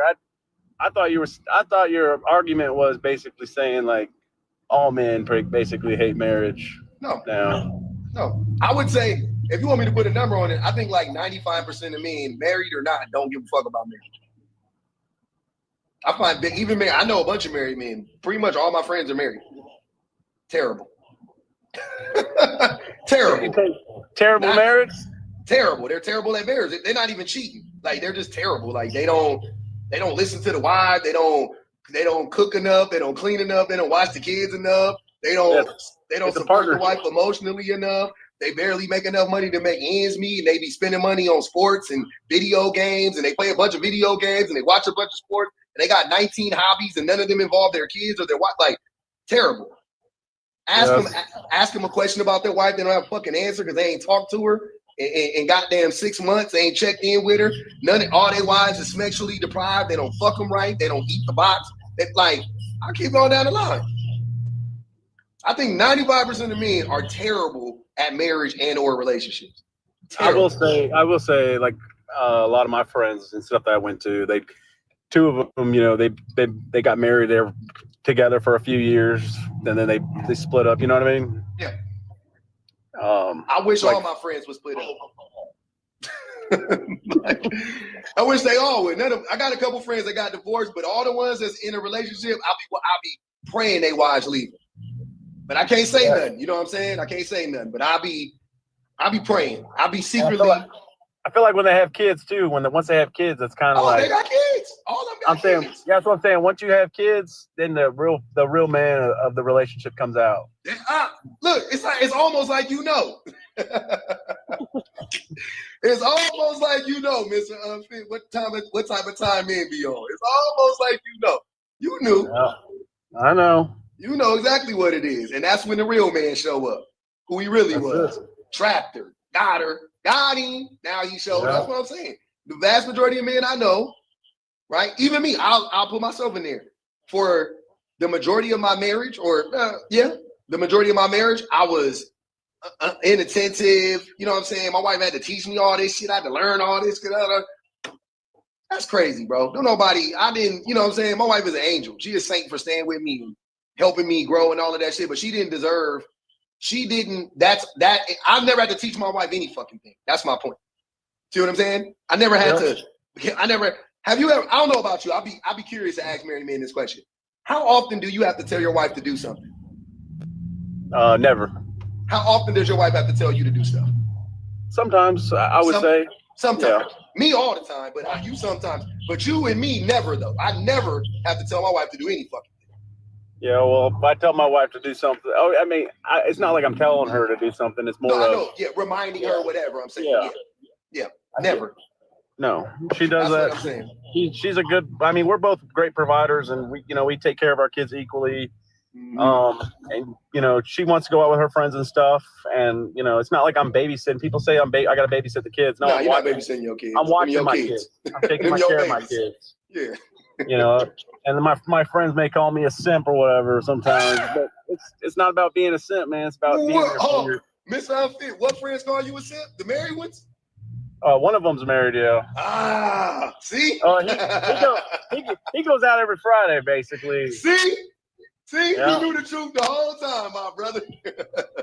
You knew the truth the whole time, my briggity brother. You knew it the whole time. Look at that. I knew it. I'm glad you being honest though, because a lot of men like to lie and keep lying. Oh, none of my friends. I'll be honest with you. I wish divorce on all my friends. Look. I got two for you. Either I wish the men grow up and change, or I wish they get divorced. All my friends that still married. Well, that was like another one of my friends. He went around a lot with, he cheated on her a lot. Well, once he had kids, he changed. Yeah. He valued his relationship, and he realized he respected her after he had kids. And I feel like once you do have kids, you look at your wife in a different way. Most of us look at our wives like, oh, got her. That's the different way. The different way is when you with your wife and you, before y'all have kids, you like, damn, she could leave me any day. And then when you put them babies up in her, then it's like, oh yeah, that's mine now. She can't leave me. It's gonna be hard. She tied to me forever. You can always fuck your baby mama. Weird shit like that. That's what the men be believing. Hey, you can say up here if you want to, Mr. Unfit. I'm gonna get to J-Man, and I don't even know how to say your name. Secure? It's secure. Secure, there you go. Okay. Go ahead, J-Man. Respond to the prompt, brother man. I feel like this. Okay, you're saying like men hate marriage because women can leave now. Wait. Let J-Man go. I am secure. He was up here for a minute. He's been waiting patiently. Then you gonna go right after my prompts. Go ahead. Oh my bad. I know you was talking to. That's all. You good. Yeah, you good. Go ahead, J-Man. That shit just false, bro. I ain't gonna lie, bro. Like I heard you up here just yapping, and like you just be saying a whole bunch of false stuff, bro. And I be so tired of hearing this shit, bro. Every time I scroll, let me make it easy for you. You tired of hearing it? Hold on. There you go. I block you too. You want me to block you? I can make it real easy for you. Hold on. Let me find you. Y'all, any mods, y'all find J-Man, just block him. I want to make it easy for him. Apparently he can't stay away from the live. Apparently I make him come in here and request to come up and then come up and start yapping. So you can just block him. We'll make it real simple. We'll make it real easy for you since you are a fucking addict, obviously. You can't just shut the fuck up. You can't just listen. Go ahead, I am secure. I'm listening. Yeah, so the prompt is men hate marriage now because women can leave. I'm assuming you're referencing back in the day how women didn't necessarily have rights. They had to just take whatever was given to them, right? Yep. So I think it depends on. I think it varies, man. It depends on demographic. It depends on age group and everything. Because I can tell you, me personally, the reason that I'm not looking for. I'm not happy. I'm not gonna say I'm excited to get married. If it happens, God willing, that'd be great. But I can't say I'm excited because like the new batch of women, man, they're different.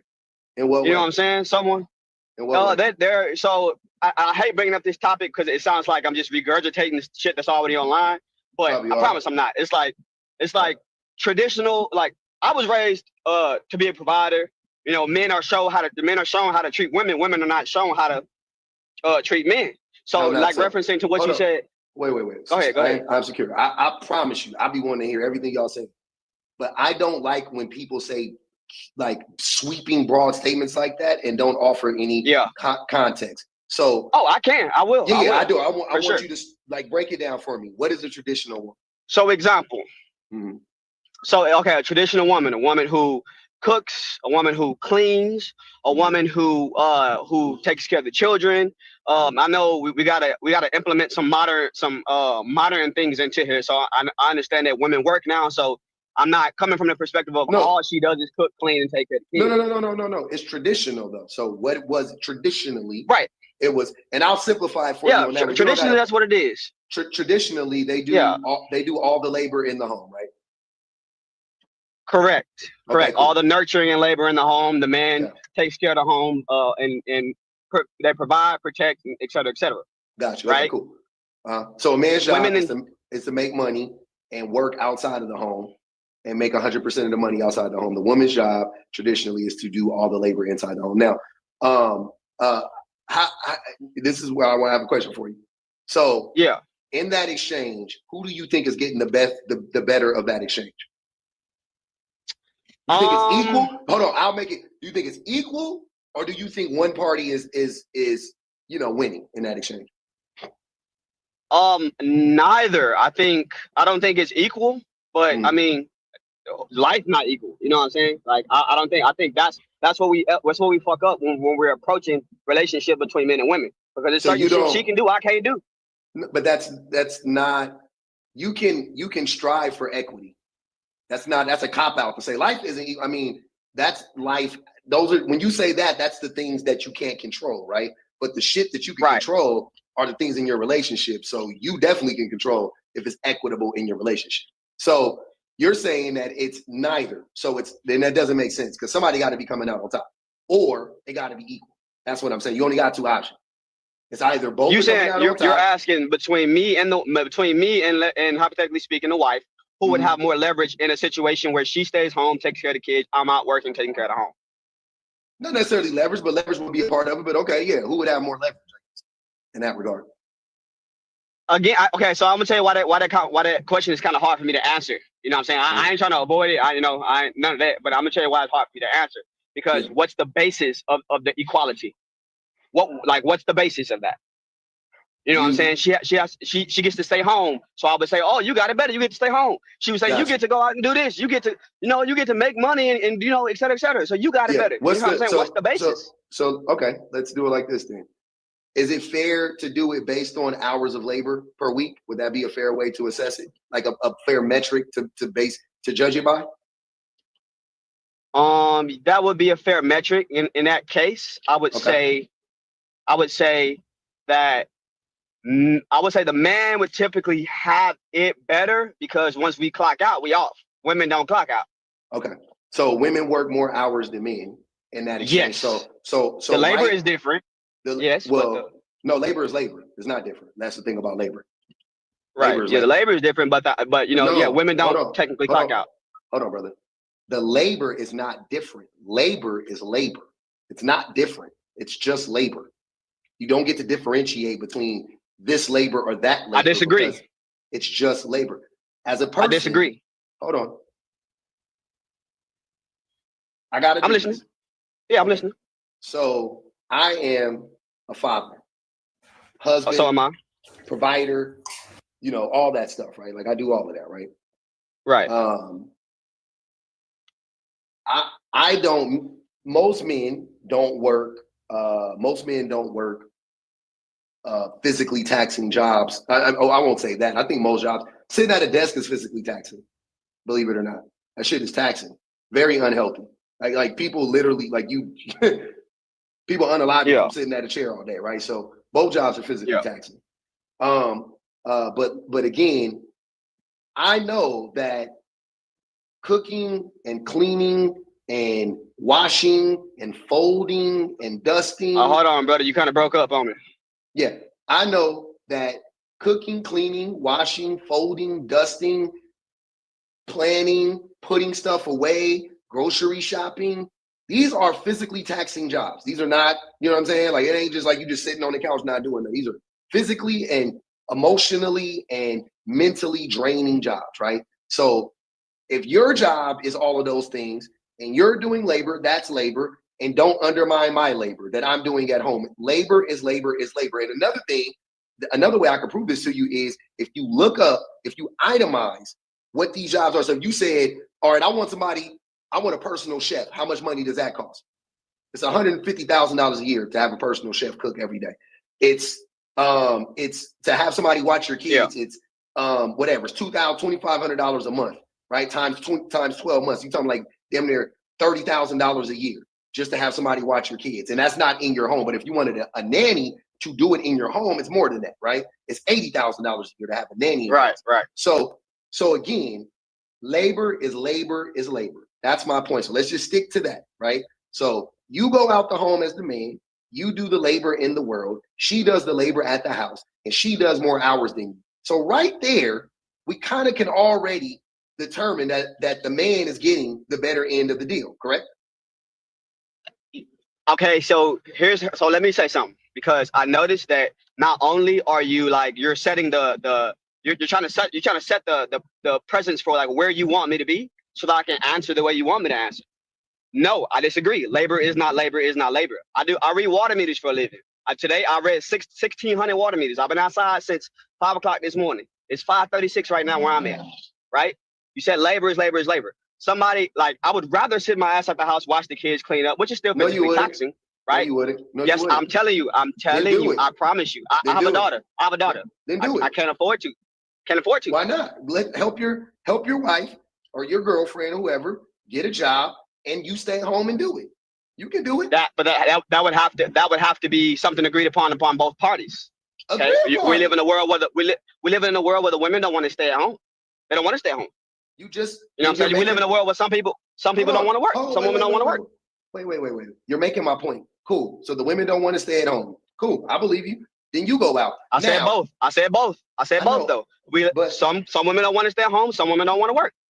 So it would have to be something that both parties agree upon. Okay. So you can't direct me in the way you want me to answer the question. I'm not directing I work a physically taxing job. I work a physically taxing job. I am secure. I'm listening to you. What's up? What I'm simply saying is a few things. A, I don't know what you do, nor do I care. And no disrespect, because it's not relevant to the conversation. You're taking but I'm listening. It's not, because you're taking it personally, and I don't know you. So I don't. So well, I don't know. I'm not taking it personally, but I use my situation as a reference. If you're taking it. That is an example of you taking it personally. If you cannot differentiate yourself, and you cannot say, well, most men don't do my job because they don't, right? Then we're not having an honest conversation. Most jobs aren't out in the world in the heat for 15 hours a day. That's not most jobs. Right. Most jobs are what they call white collar jobs. So okay, I got you. Generalizing. See what I'm saying? Got you. That's what we've been doing this whole time. So instead of me taking my own personal experience, which may be reflective of the majority and it may not be, I'm just gonna speak about the majority. Right. I'm just gonna speak about the majority.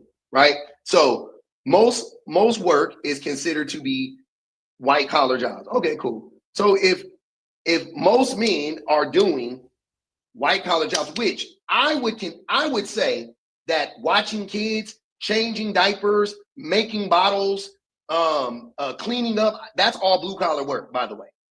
That's what I'm trying to tell you. You reading meters is no harder than a woman playing with a baby all day. That's physically taxing and emotionally taxing. It is. And the reason why most men don't want to do it is because it's hard. It's harder on you mentally. It's easy, to be honest with you. I'm saying once you have the training, it's easy. This is subjective then, because it's for not. An individual like myself, I wouldn't think it's harder. What do you mean you wouldn't think it's harder? You don't think it's harder to raise a kid than it is to read a meter? Like, be for real. No. That's not what you said. Okay, that's not what I'm saying. That's not what I said. That's not what I said. Confused. Don't twist me up now. Okay. So I'm going to agree with you. Yeah. And I got you. I'm going to agree with you in the regard that, that a lot of times people often look at raising a child as something that, I can do that. That's easy. I can do it's easy. Doing that shit all day, every day. Yes, a person is going to get mentally strained, physically drained, just like a person would at a job, right? Mm-hmm. Okay. Except but for I'm what you trying said to. earlier. Except for what you said earlier, raising a baby don't stop. Raising a baby don't stop. That's right. 24/7, Yeah. 365. For sure. Yeah. So you get a break. So yeah. I mean, so like, I guess. Yeah. I guess the big thing is it's kind of like it's the way you're looking at it. You know what I'm saying? It's the way you look at it. So it's like I can't just say I can't totally say I disagree with you. I can't totally say I disagree with you all the way around the board. But there are some instances, and I guess in a situation where you have to generalize it, you can't bring any personal situations in it. You would be correct. You know what I'm saying? Women. You know what I'm saying? Women. You know, they don't stop. They're at home all day. They're home all day doing this all day. And when you come home, you don't got to think about reading meters no more to the next day, right? When you clock back in, it's like time to go to work and blah, blah, blah, blah. A woman who is doing all the labor in the home and doing the child rearing and taking care of you and all of that stuff, her mind never gets to rest. Because she's always thinking about. Let's go ahead. So let's get back to the topic of discussion though. The topic is men hate marriage now because women can leave. Yep. And I want to understand that because personally I don't think that's it. I just think, especially from my age group, I think we have a different batch of individuals, a different batch of humans. Everything isn't the same as it was back then. So if I had to what's say, the difference? What's the difference from now from 2025 to 1955? What's the difference? Socially, economically, politically. I'm okay. Pookie ain't doing what Papa was doing. Pookie on the corner. Okay. These women ain't doing what Grandma was doing. Okay. These women they don't operate in the same fashion. Can you ask for his age? I don't mean to. I'm 28. I'm 28. 28. Okay. So I'm trying to understand something real quick, brother. I promise I ain't. So you're telling me, okay, I'm not gonna ask a question, I'm just gonna tell you. Then you moved the goalpost several times, bub. No, I know. I got it. Let me help him out real quick. He was saying you moved the goalpost, but I'm gonna get to it real quick because I gotta get to all these people. So in 1955, right, when the marriage rate was exceedingly high for everybody, black, white, and everybody else, right? Women couldn't leave marriages. Okay. That's what it was. Remove that. I know that. That's what it was. Okay, cool. If and this is proven nowadays, right? Go look up what happened. Go look up what's happening in Kentucky right now. And they just changed one law. That's all they did. They changed one law, and the divorce rate plummeted 25%. They changed one law, the divorce rate plummeted 25%. So all that stuff you talking, I know is cap. It's not true. It ain't because the women now and no. It's the laws. It's the rules have changed. The women are the same. The women, your girl, your wife is still cooking, cleaning, doing all the child rearing. What's the difference between your wife, your girl, and your grandma? They was doing the same shit. Ain't no my wife do the same shit that my granny was doing. That's not like that's crazy. That's crazy to say that the women in 2025, oh, it's a new batch of women. No, it's not. It's a new batch of rules. The men are the same and the women are the same. I promise you. The rules of the game have changed. If you went back to 1955 and you gave, look, if y'all NBA fans, right? Whenever you having the discussions about who to go and if you real good, if you really understand the sport, you will start talking about in what era. In what era? What are we talking about? With the new rules now or with the rules in 1995? With the rules in 1988? Because the rules changed. Now you can run zone, right? So now you have to be able to shoot. In 1987, 80% of the shots came within 15 feet. It was a different game. The score was the score was low. The rules changed. So that's how you play the game differently. You play the game differently. The reason why men don't want to get married is because the rules change, not the women.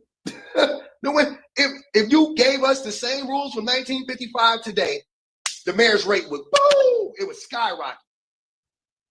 It would skyrocket. If you just switch the rules, just Bring the rules from 1955 up to 2025. Say, women, you can't leave. Women, you ain't gonna make no fucking money if you go out and work, especially if you a black woman. You can never support yourself. You can't own land. You can't drive a car. You can't get a passport without your husband. You can't get a medical procedure without your husband. You can't. You give the same fucking rules. And you tell the men, have at it. You think the marriage rate gonna be the same? You think the men gonna be like, I don't know. He knew women. They're gonna do the same fucking thing. They're gonna be right back in the kitchen, barefoot and pregnant. I don't know what y'all talking about. The rules are the difference, not the women. Stop lying. The women are the same. The men are the same. The men are the same. The women are the same. The rules are different. Okay? Go ahead, Howdy. Oh, Stephanie said his job must not be that hard while he posting singing videos on his platform, on his page. Fuck out of here. Oh, where did he go, Pub? I don't know. He dropped. I don't know what happened. Go ahead. Go ahead, Howdy, and then I'm gonna let Gennard go. Yeah, I ain't gonna take long. So I didn't mean to cut y'all off earlier, but when he said his age, I was like, how old is this guy? He sounded young. He sounded young and looked younger. Yeah, I'm 34 for the record, in case anybody's listening. I'm 34 to give y'all some context. And I talk to my wife about this often, that men are not, and you really hit it on the head. Men are the same, women are the same, the rules are different. And so I always tell my wife often that men are not accustomed to or ready for this quote unquote era of feminism. You know, they really, and I say they, most of them would prefer to go to the 50s. And it's evident every day. It's evident when you hear people speak, when you have conversations with people. They want it to be the 1950s. Even if they don't say it, they really would prefer it to be the 1950s. So I think you hit it right on head. It's very, very simple. Like, we can't deal with this era of women being able to choose, women potentially making more than us, women maybe wanting to just go to the bar, hang out with her friends. Well, I think they can't deal with women being able to leave based on the actions of men. Men are literally just deathly afraid that they're going to get in a marriage, be who they know they are, pieces of shit, fuck it up, and a woman gonna leave, and they're not gonna have their wife slave no more. They're gonna be embarrassed, and they, wasting some money on whatever. That's what it is. To me, that's what I think it is. Nah, you're right. A lot of them, they are holding out for some picture perfect marriage, and it's real tiring. So yeah, like I said, I'm 34. I'm not too far from that guy's age, and he's right. A lot of men are not ready, including himself, for 2025. That's really it. That's terrible. But it is, I mean, it's true, but it's terrible. it is what it is. Gennard, what's good with you, man?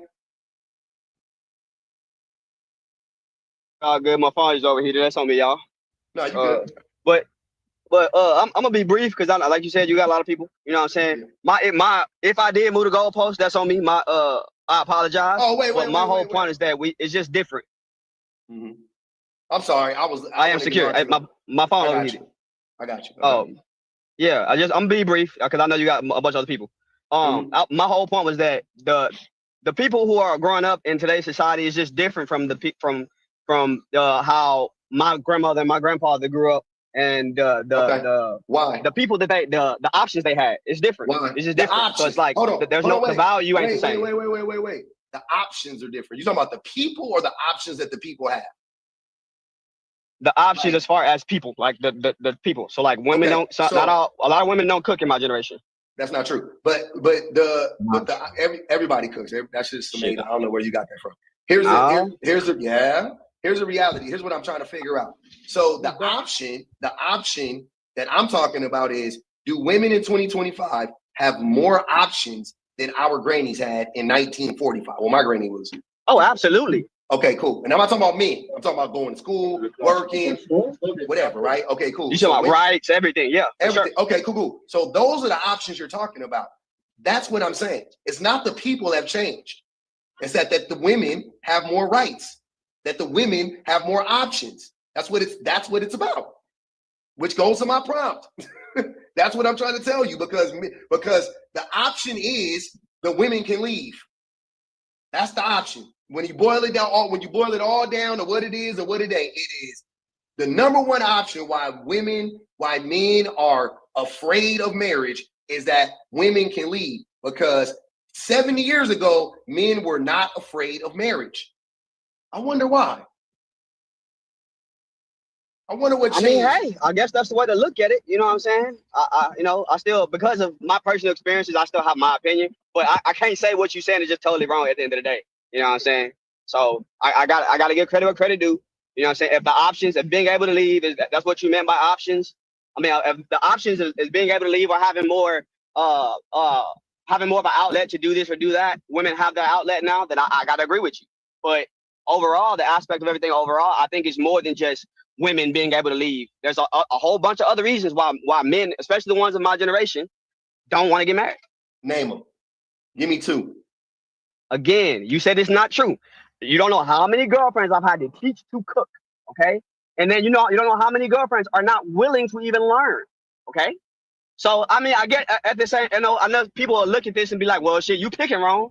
You know what I'm saying? But at the end of the day, what I'm saying is, I am secure. The fact that your mind instantly went to women doing labor for you says everything that I need to know. No. You asked me what were the traditional things. I told you. So I have to expound on those things. What the traditional things were. That's not what I asked you. I asked at the beginning of our conversation. No, right now. What I just asked you right now was, you said, "Oh, men of my generation don't want to get married," and I said, "Why not?"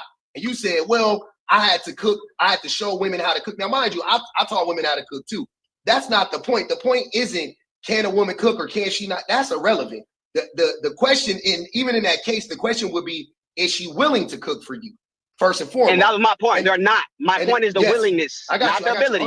Hold on. Now, the second part of that is, why would a woman want to get in a relationship with a man who she ain't even married to, that's already requiring her to do labor for him? That's a fucking because women already require us to do the protection and the provision. No, you cannot. No, they don't. You're just making up stuff. I'm telling you from experience. No, you're not. What's your name, bro? You're making it up. I'm telling you from my experience. I know you're making it up. Don't do that. Then. Proximity.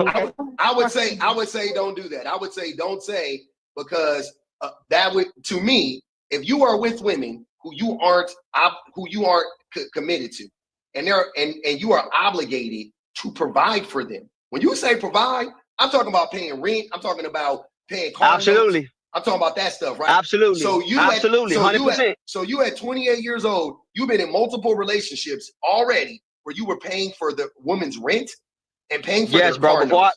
Before my daughter was born, before I was here, I worked on an oil rig for 3 years. Yes. Okay. So my comeback to that would be, why would you do that? And do you think that is the majority of men?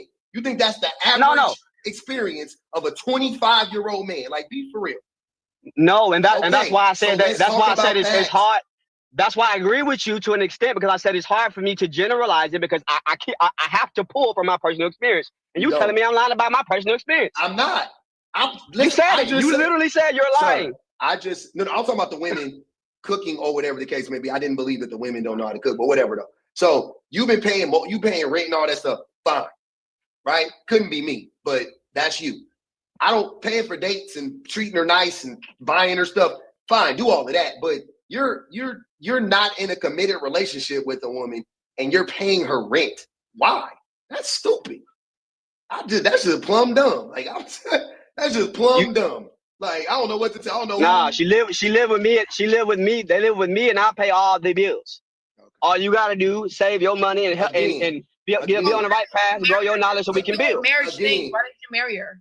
Again, why are you moving in women who you're not in like? This is weird, my guy. Like, you're young. Why are you doing? I guess I'm the problem then. I guess it's me. I gotta take the L. Definitely issue. Absolutely. Are you married now? For everybody who got something smart to say, I'm here to learn just as much. I'm here to talk. I am secure. Are you married now? I am not. You're not married, and you already have a child with a woman. Yes. So why aren't you married? What do you think is a more scary, bigger commitment? Having a child or being married? Oh, definitely having a child. Okay, so why aren't you married then? If you already have the child? Because you're saying It's a lot of reasons, see, because man. you already had a child with her. What are you afraid of? What are you worried about? You already make the money. You already provide. You're doing, like movie boy just said, you're already doing all the marriage stuff. What do you want to control her? Are you using the marriage to manipulate her? To keep her? Nah, not at all. Not at all. Then why won't you marry her? So it's a lot of reasons, man. I can't. I don't want to put nobody else's business. I put my business out there, but I can't put her. I can't put her business out there. That's the mother of my child, and I won't be disrespectful to put her business out here on a live just to make a point. You don't have to go there. Just give us one reason. You don't have to go there. Again, the reasons would be personal. So if I said anything, I would be pulling from my personal experience with this lady, and I'm not going to disrespect her like that. Okay, if you don't want to talk about her, what is one reason for you why you feel like you're not married or why you're not married? So you're ready to be married? Because I am all for giving 110%, and I guess the partners that I have picked, the partners that I have chosen, have not been willing to meet me there and give. I also give 110%. But she had a baby. Now that's doing that for you. Hold on, wait. She had a baby. I am secure. She had a baby. What are you talking about? Yes.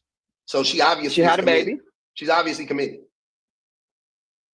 Not necessarily. That's not that. Look. For face value, you can look at it and say that, but you don't know what the situation is for real. I do, and I'm not gonna put the business out there. I 100% know what the situation was. Okay, 100%. What is it? She had a baby, and that's the situation. What are you talking about? There is okay, no you other, actually why? There's no other situation. You can't say "and" because you just said what he just asked you. What was the bigger commitment? Getting married, having a baby. You just agreed that and having a baby is the bigger commitment. But you have more control over marriage than you have over having a baby. Once that seed is planted, you can't do nothing else. I can't tell her to get an abortion. I can't tell her to do nothing. So I have more control over my marriage than I do over a child. It's about control. It's about control. That's what I said. That's what I said. You said it's about the what? It's about control. Yep. Because that's what I said. Talking about the kid, you said once you do that once you plant the seed, you have no control. You don't. Yep. You can't do. It's nothing you can do, and you don't. Meaning, I can't tell her not to have a baby just because I can't tell her not to have a baby. I can't do that. Time out. I can't do two people talking at a time. I am secure. You had control before you skeeted in her. That was your control. You chose to skeet in her. You made that decision. You chose to lay down with her unprotected. You didn't care if you got her pregnant. Obviously, if you would have carried yourself differently. So we want to call it irresponsible now because it sounds like you didn't want to have a baby. But once you did that, no, that's not it. That's not it. You plan to have a baby? Hold on, wait. You plan to have a child with this woman? Your child okay, I did not plan to have a child, but so I'm not going to sit here and say I didn't want my baby. No, I can't say that. Of course you can. You didn't plan it. I never. That's because I didn't plan it. Don't mean I didn't want it. I wanted a child. I wanted a child. I've always wanted. Hold on, brother. I've always wanted. I wanted it. You said by definition. It was an unplanned pregnancy. It was unplanned pregnancy by definition. Because what you're saying is, you said now. Don't confuse it like we're saying to deny your child, like you regret your child. That's not what I'm saying at all. No. What he's saying is, so we're not saying that. So what he's saying is, if you're saying you did not plan to, like, hey, I think it's a good time to have a baby. You guys sat down and said, hey, I think we should have a baby. If you did not plan to have this child, that means you have a unplanned pregnancy. Not that you absolutely. You say what?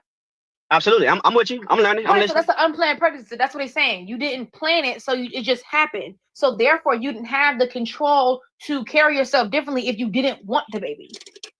Mm-hmm. So then because let's say when you said about the whole seed thing, let's say you could have regretted that decision to do that, but now because let's say she was like, I actually don't want to get rid of my child, you don't like that you are now no longer in control anymore. Yeah. So you're dangling the marriage in front of her to control it. Right. So that's because there's no reason you can control, which is marriage. It's marriage. There's no reason for you to not get married to her. Someone has to get down and ask her to marry you. You can't control that, but you couldn't control after the baby. So that's what he's saying, that you're looking for control. Mm-hmm. Yes, but okay. So let me ask you a question. Is looking for control a bad thing? Yes. Can y'all explain to me why? Sure, because again, we'll use your example because again, you can only pull from your own experiences. You could not control the whole baby situation, correct? So I mean you could, but you did not. So it was not, you didn't think it through. It wasn't a timely thought.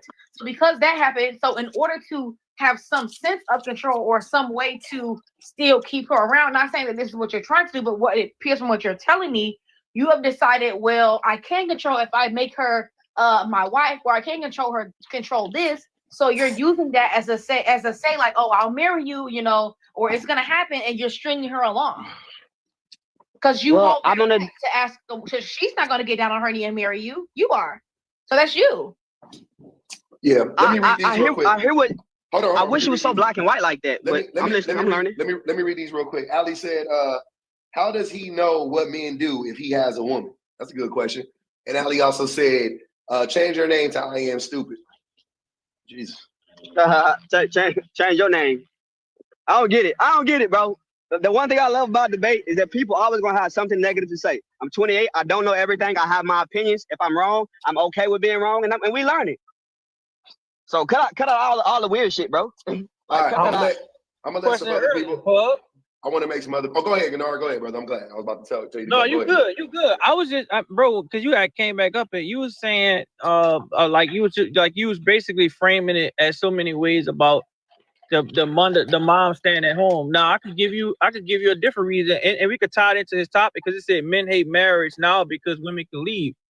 Well, I could tell you, my wife came to me and said, "Hey, I want to go back and finish my master's," and I was working. So what do you do with that? Do you sacrifice? I mean, would you sacrifice to be at home with your kids so your wife could work on her master's because she was making a little bit more in that job? Like, what would you do? Me? No, I'm asking him. Oh, yeah. I'll do whatever. I can stay home. I can do whatever. I ain't tripping. Yeah, I'm trying to ask him because I was a stay-at-home dad because he was saying that it was easy, and I was gonna let him know that this shit is the hardest job I ever had in my life. That shit hard. Look, I would stay home. Let me specify. I would stay home if my wife, you know what I'm saying? Like if we was in that position and she was like, yo, you know, I just feel like somebody needs to be here with the kids, blah, blah, blah, blah. She making enough money and she like, I want you to stay home. I would stay home, but I would not do as good of a job as her. I would try. I'm not saying I wouldn't try or nothing. I just wouldn't do. She's better than I am at it. It wouldn't be for lack of effort. It's just, my ADHD, my lack of it, like she would be better. She's better at doing it, right? And that's not to like whatever, but like that's the thing about when men be like, that's why I don't never downplay raising children when men be like, oh, it's easy to raise a child. I'm like, it's easy for you because you are saying, I got a system work, I'm doing it, you know, that nobody's holding you accountable pretty much. Nobody is checking, like double checking your work. You dig what I'm saying? The woman, in that case though, the Melanin Deity, you ain't gonna come up. You look scary. You like one of them weird niggas that like to say weird shit in the comments that don't come up. But you got muted though. But anyways, the whole thing is that men don't be like doing as good of a job as the women, and you know, and it's like that's why you be like, oh, it's easy. Oh, that's easier, or da da da da da. Yeah, it's easier. You have never ever sat in a house with a baby on your boob for 13 fucking hours. You ain't never woke up 19 times in the middle of the night, picked the baby up, held the baby close. You ain't changed 90% of these fucking diapers. Like, you don't know. And that's when the baby is little. Then the baby 1, now the baby 2, now the baby 3, now the baby 4. Like, you keep going. That's why I'm trying to tell you. If you think that job is easy or easier than anything you doing, it's because you never done that job. That's all. That's the only explanation I got for you. You talking about job bearing versus marriage? I'm about to say, bro. Listen. You said because you said that too was a walk. You was reading meters, bro. All you was doing was walking around with a T wrench, a long, probably 15-inch T wrench, and going around. You may have to dig around boxes and all that. Listen, bro. I worked in construction fields. Where you live? Houston? I could tell you that me being home with my kids, I had a 6-month-old and a 2.5-year-old doing it. That's the hardest job I ever had in my life, bro. Crazy. It's no. I was depressed. I was depressed about it, and I also learned that they have what you call mommy burnout. Mommy's burnout, bro. I didn't know you lose a sense of self, all type of stuff, dog. You can't never compare what you was doing to what a woman was doing, and I had a glimpse of it. And I tell you. And at the end of the day, I still would go out and do Uber at night because I'm a man, right? I would do all the stuff around the house. I would cook, and I still would support my wife.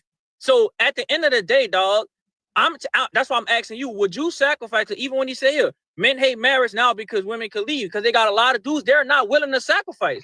Are you willing to sacrifice? I am, and I guess that's why I don't feel like. I guess that's why I feel differently about taking. I guess that's why I feel differently. Hold on, let me answer the question in full. I guess that's why I feel differently when it comes to taking care of my child, because I was there from a newborn all the way out. I quit the rigs just specifically so I can be here with her and take care of her. So it's like me being at home, me cooking. When I take her to daycare, I cook all her organic meals myself. Okay, I do all that myself. Baby food, I don't go to the store to buy it. I get whatever vegetable, fruit, and anything I need, and I make it myself. Okay, so like I'm that's just who I am. That's just how I am with my daughter. So it's like in that regard, I understand how you saying like you get burnout, and you know, I think in general I need to apologize in general, because I think we need to stop comparing ourselves to each other, because we have different roles, different jobs in the first place. Absolutely not. I'm always gonna compare myself to my wife. You think so? Why so? Always, because I want to make sure that my output is matching her output. I always want to compare myself to her. Why wouldn't I? Like that's the the one person I want to compare myself to is my wife. Like I don't want to compare myself to you. I don't want to compare myself to Gennard. I don't want to compare myself to anybody. The one person I will always compare myself to is my wife. That's it. That's the only person I care about. I don't care about nobody else. And you're saying the purpose is to make sure that both of y'all are equally yoked? No, that my output and her output are similar. Like I want to make sure that it's similar. I don't know equally. That's not what yoked is. Just so you know, equally yoked is like the opposite. Like, yeah, yoked is like balanced out. It's like what? It's a balance. He's looking at it. You got to listen to what he's saying, bro. He's looking at it from a different perspective. Like you got to frame it the way that he framed it to understand how you saying. Yeah, yoked ain't the same as me. Get like when people say I give 100 and she give 100. That's not equally yoked. That's not what equally yoked mean. But anyways. But yeah, I'm saying no, I'm looking at the output. That's all I'm saying. Like, so I compare myself to my wife. I watch what she does. I'm like, okay, she did that by 5 times this week. Shit, I got to start doing that more, because she shouldn't have to do that all by herself. You know what I'm saying? Like, it'd be like for sure. Yeah, for sure. I'm always that's what I was gonna tell you, because what he's saying, because when I met my wife, I didn't have no GED. I didn't have none of that. She had a bachelor's degree in English. And she was she had a 2-year-old son when I met her, but she graduated with her bachelor's in nursing, and she got a master's now, right? But however, in the midst of it, I also got a degree too. That's his point. When I looked at what she was doing, I was like, oh hell no, I got to get on my shit too. Yeah, you got to be able to keep up. Okay, I feel you. I feel that. I can't. Now the difference is, I was working in a workforce of what you talking about. Now I had a job, but I just didn't have a degree, or I had skills. I just didn't have paperwork. I had certificates. Oh wait, I want to make sure everybody get a chance. Let me make sure that Paul goes, and then Miss Muneka. Go ahead, Paul. Appreciate it. Men hate marriage now because women can leave. Yeah, especially from what I'm hearing, men today, they talking about women initiate 80% of divorce. I seen the Cam Newton interview. The number one thing he's afraid of is divorce. And I think it's because if a woman's not happy, because a lot of times men fail in marriages, that they don't live up to what they were selling to the women in the first place. We have to remember that men initiate the dating phase. You walk up to the woman, you introduce yourself, whether you're in the grocery store, gas station, but you initiate to get into this woman's life. But the thing is, your intentions, and a lot of men's intentions today is not to marry, it's to date and mate. That's why you have a lot of professional people talking about dating versus marriage. You don't have too many married people anymore, because they're like, oh well, I may not have control of the relationship unless the woman is in a compromising position where she has a child, and then the guy was pretending to be somebody else the entire time, and the mask falls off.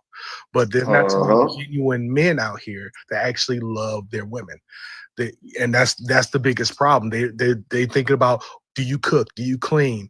Do you submit? What does have to do with love? You know what I'm saying? Nothing. That's it, and that's what my man was saying from the get-go. From the get-go, it instantly went to the labor that women do. Instantly, she can't cook. The women don't clean up. I'm sitting there like, yeah. So you want her to be? You're proving my point. That's why women don't want to get married to men, and then that's why the relationships end up imploding, because you're looking at that woman as a damn slave. You're looking at her as a child in a relationship like Cinderella or some stepchild. You just gonna make do all the labor in the home. And women don't go into the relationship thinking like that. They're thinking it's gonna be a partnership. You sold them on the idea of a partnership. She gets into the relationship and it's anything but that. She gets into the marriage, it's anything but that. She has a baby, it's anything but that. And then she goes, okay, I'm out. And that's what men don't like. If you fear divorce, I don't fear divorce. I'm married. I don't fear divorce. I don't want to get divorced. I would do anything not to get divorced, but I don't fear it. I don't fear it, right? If it has to happen, it has to happen. It's okay. We'll be fine. But I also don't fear it because I know that if my wife left me, I know that she gave me ample opportunities. So why would I fear it? Right? The only reason I would fear it is if I know going into it, I already know I'm a piece of shit, and I know I'm gonna treat her like a piece of shit, and I know one day she's gonna wake up and leave me because I treated her like a piece of shit. That's the only reason you have to fear a fucking marriage or a divorce. It doesn't make any sense for a man. If this ain't about women. If you flip this around, women should not get married. Like, I don't know what the fuck, you know what I'm saying? Like, on paper, it don't make sense for women to get married in general. It don't make sense for women to get married in general. If your man is a beautiful man and he take care of you and then fine, right? But in general, the risk don't outweigh the reward. The risk is crazy. But men, on the other hand, again, I'm talking about men, especially in a person like I am Secure's case, you already got a baby. You already got a kid. You already fucked her up. It's already fucked up. As far as that's concerned, you got her. She trapped. You good? Go and marry her now. Go on and protect your kid. Then when the shit happened, then when y'all break up and she get fucking 80% custody or whatever, she get whatever she want, you gonna be like, the courts favor the women. Get married.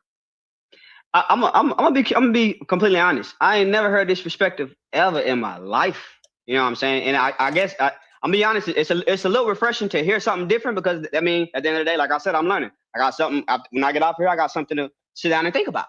You know what I'm saying? I got. There's different ways I have to approach relationships now. You know what I'm saying? But most of the time I hear there's no value in a man getting married. That's what I hear most of the time. You know what I'm saying? So this is literally the first time I've ever heard anybody say, "Oh, there's no value in a woman getting married." A lot of black men not getting married though, bro. We not marrying them as we should. Exactly. Well, I'm listening to the most unmarried demographic of me talk about why marriage is bad. Like, I'm not listening to no nigga talk about marriage. Niggas don't know nothing about marriage. Them niggas not even keeping a commitment. They not in long-term relationships. They not good baby daddies. They not good. They terrible. They about to get fired from their job. You listening to them niggas? Never.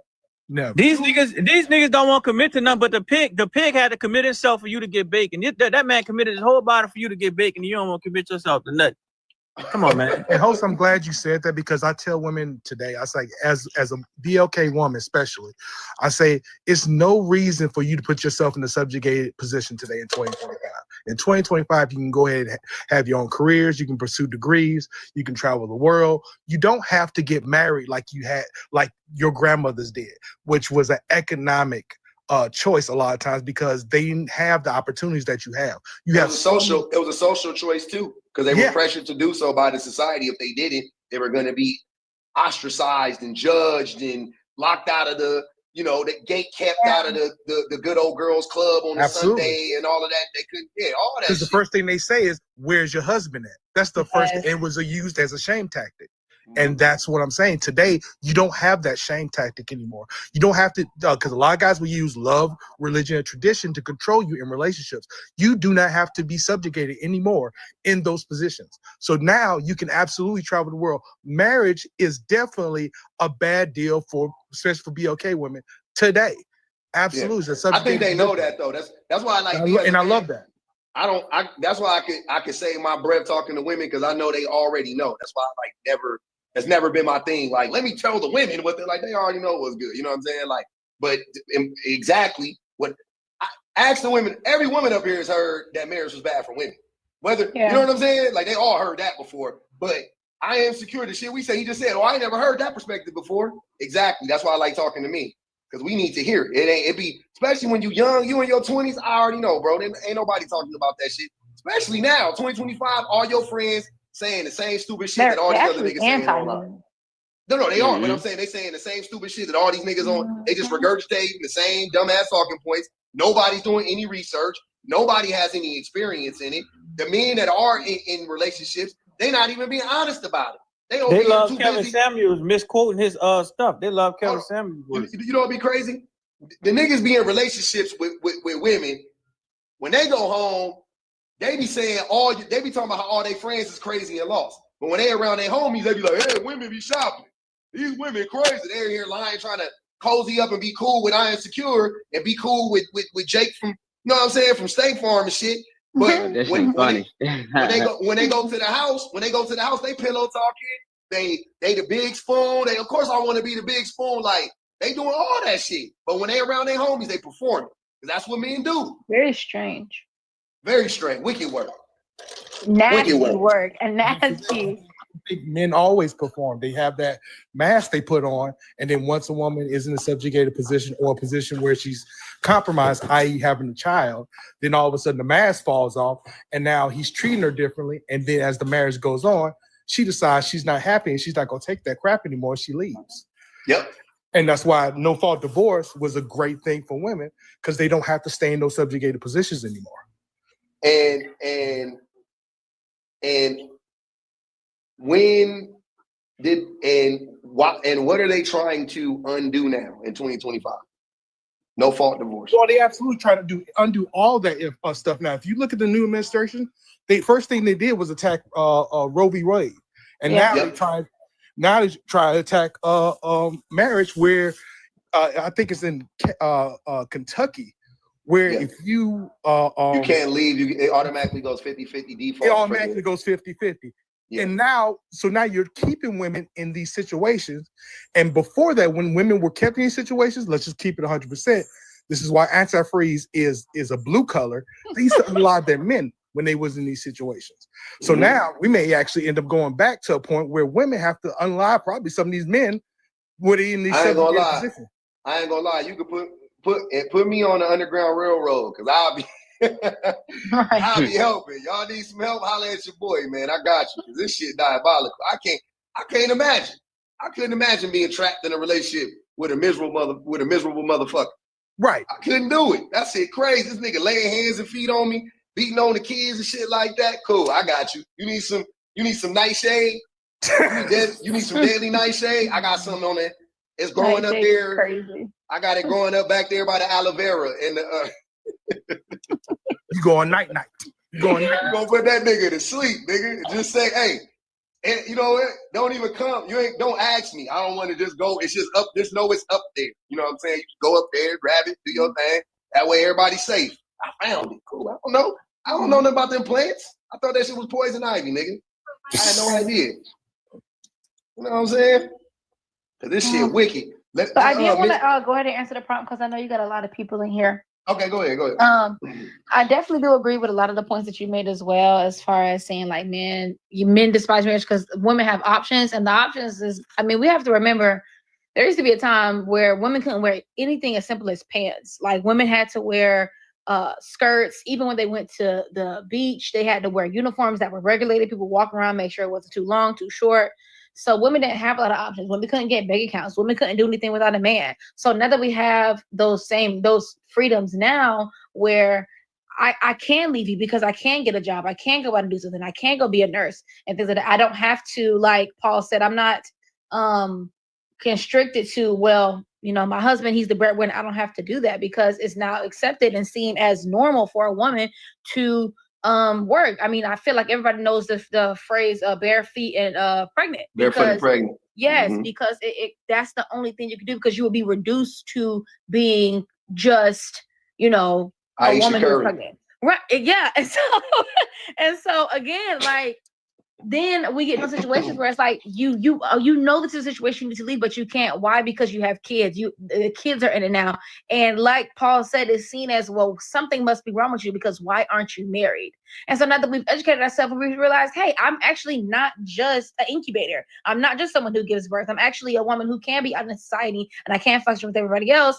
And men don't like that, because it's saying on one hand, it's kind of weird. It's like you don't like women, but you like a woman just enough to control them. But it's just like now that you like what women can do for you. You like what women can do yes, for you. You don't yeah. like What do you mean? You see a woman who is child free and single and doesn't have any interest in men. Something is wrong with you. Why don't you understand the you really want a prisoner, honestly. You're talking about you really want a prisoner. You want to be the warden and you want to be a prisoner. And now that women are realizing I don't have to do that and I'm not just reduced to that. That aggravates men. And then I also think that as far as the 50-50 thing, when they say, oh, I don't want to get married because she can take half what I have. You own nothing and you don't even have a 401k set up. What is she going to take? They look at these celebrity relationships, they look at these people in the media and they assume that that's going to happen to them. And oh, she's going to take half what I own. You don't own anything. There's nothing for you to take. I think it's more diabolical than that.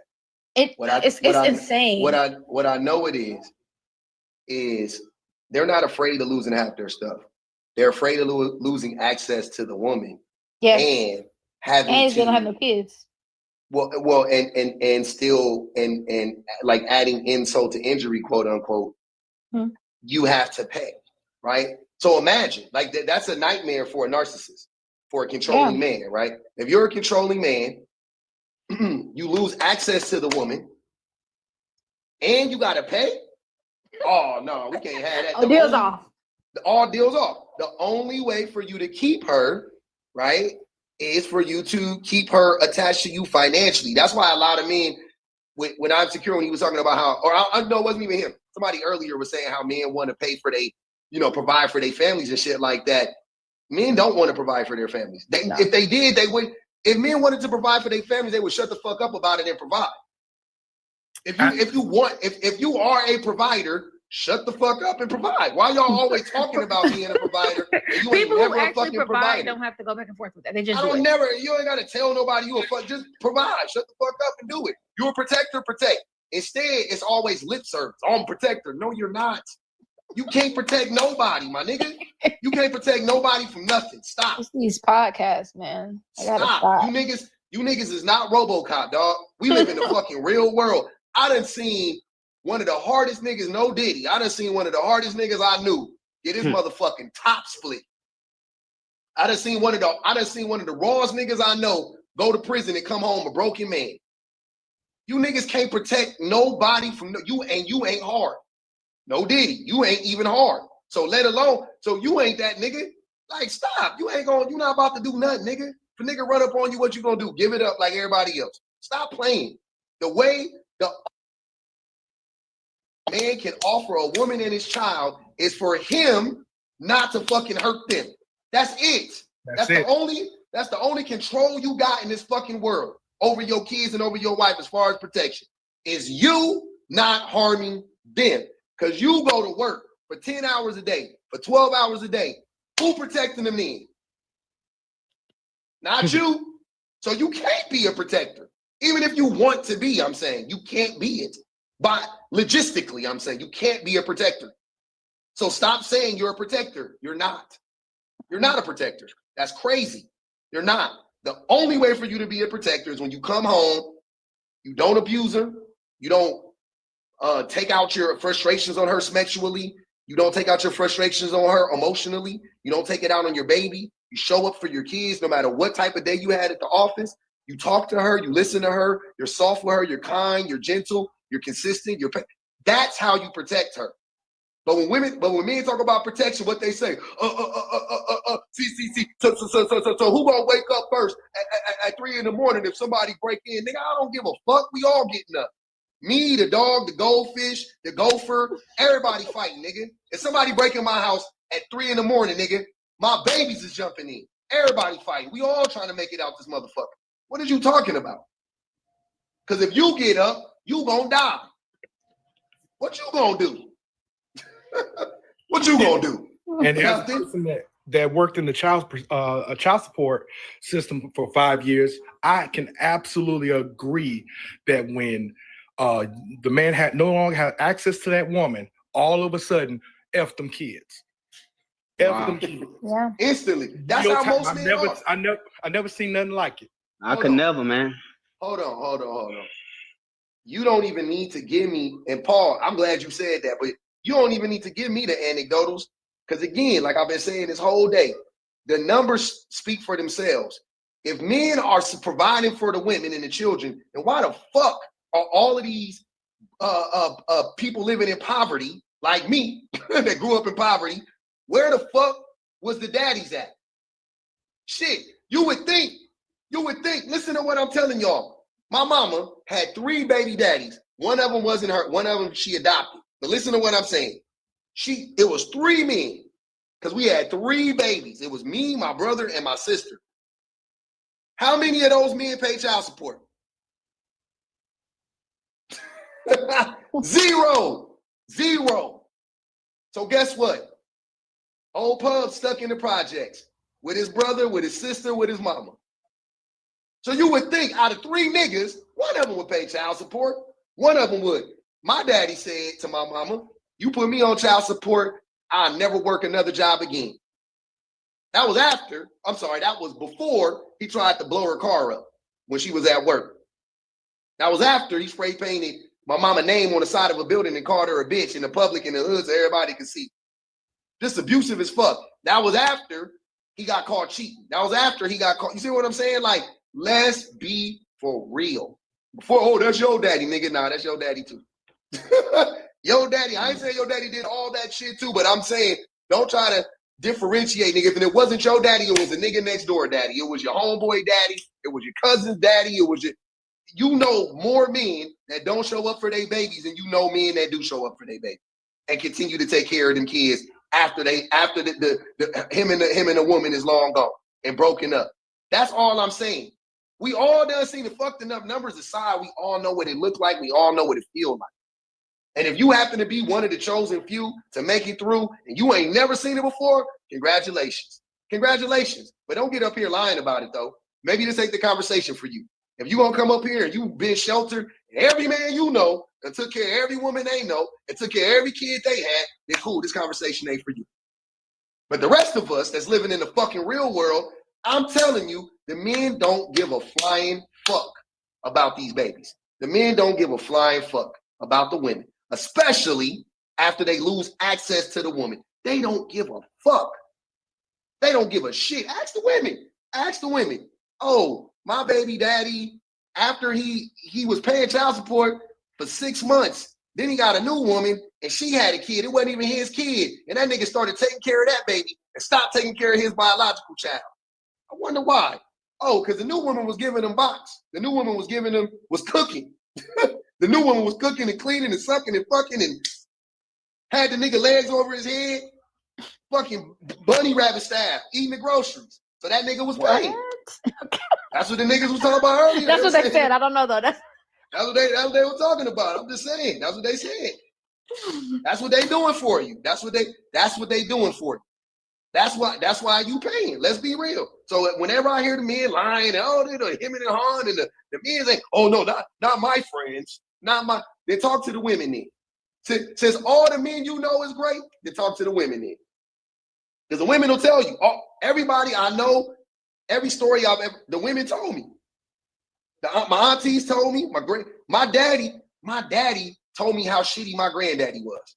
The kids, see what I'm saying? The kids will tell you, the women will tell you. Don't ask the men. I never listen to a man talk about taking care of his kids. I take everything a man say about taking care of their kids and take care of their wife with a grain of salt. I'll be rooting for you. Don't get me wrong. I'll be rooting for you. I'll be hoping that you're really doing it. I take it all with a grain of salt. The only people I believe about that is the babies and the women. That's it. Everybody in between, I don't give a fuck. I'll be like, cool, my nigga. It sound good. So you don't really believe I'm like that by my kid? No. Oh, no. But listen, but I ain't secure though. Hold on. Listen to what I'm saying though. I do believe you like that because you know what I believe you like? I believe you're a controlling, narcissistic boyfriend, baby daddy. That's what I believe. Because that's pretty much what you admitted to. You see what I'm saying? Like that's pretty much what you have already admitted to being. That's what I'm saying. Hold on.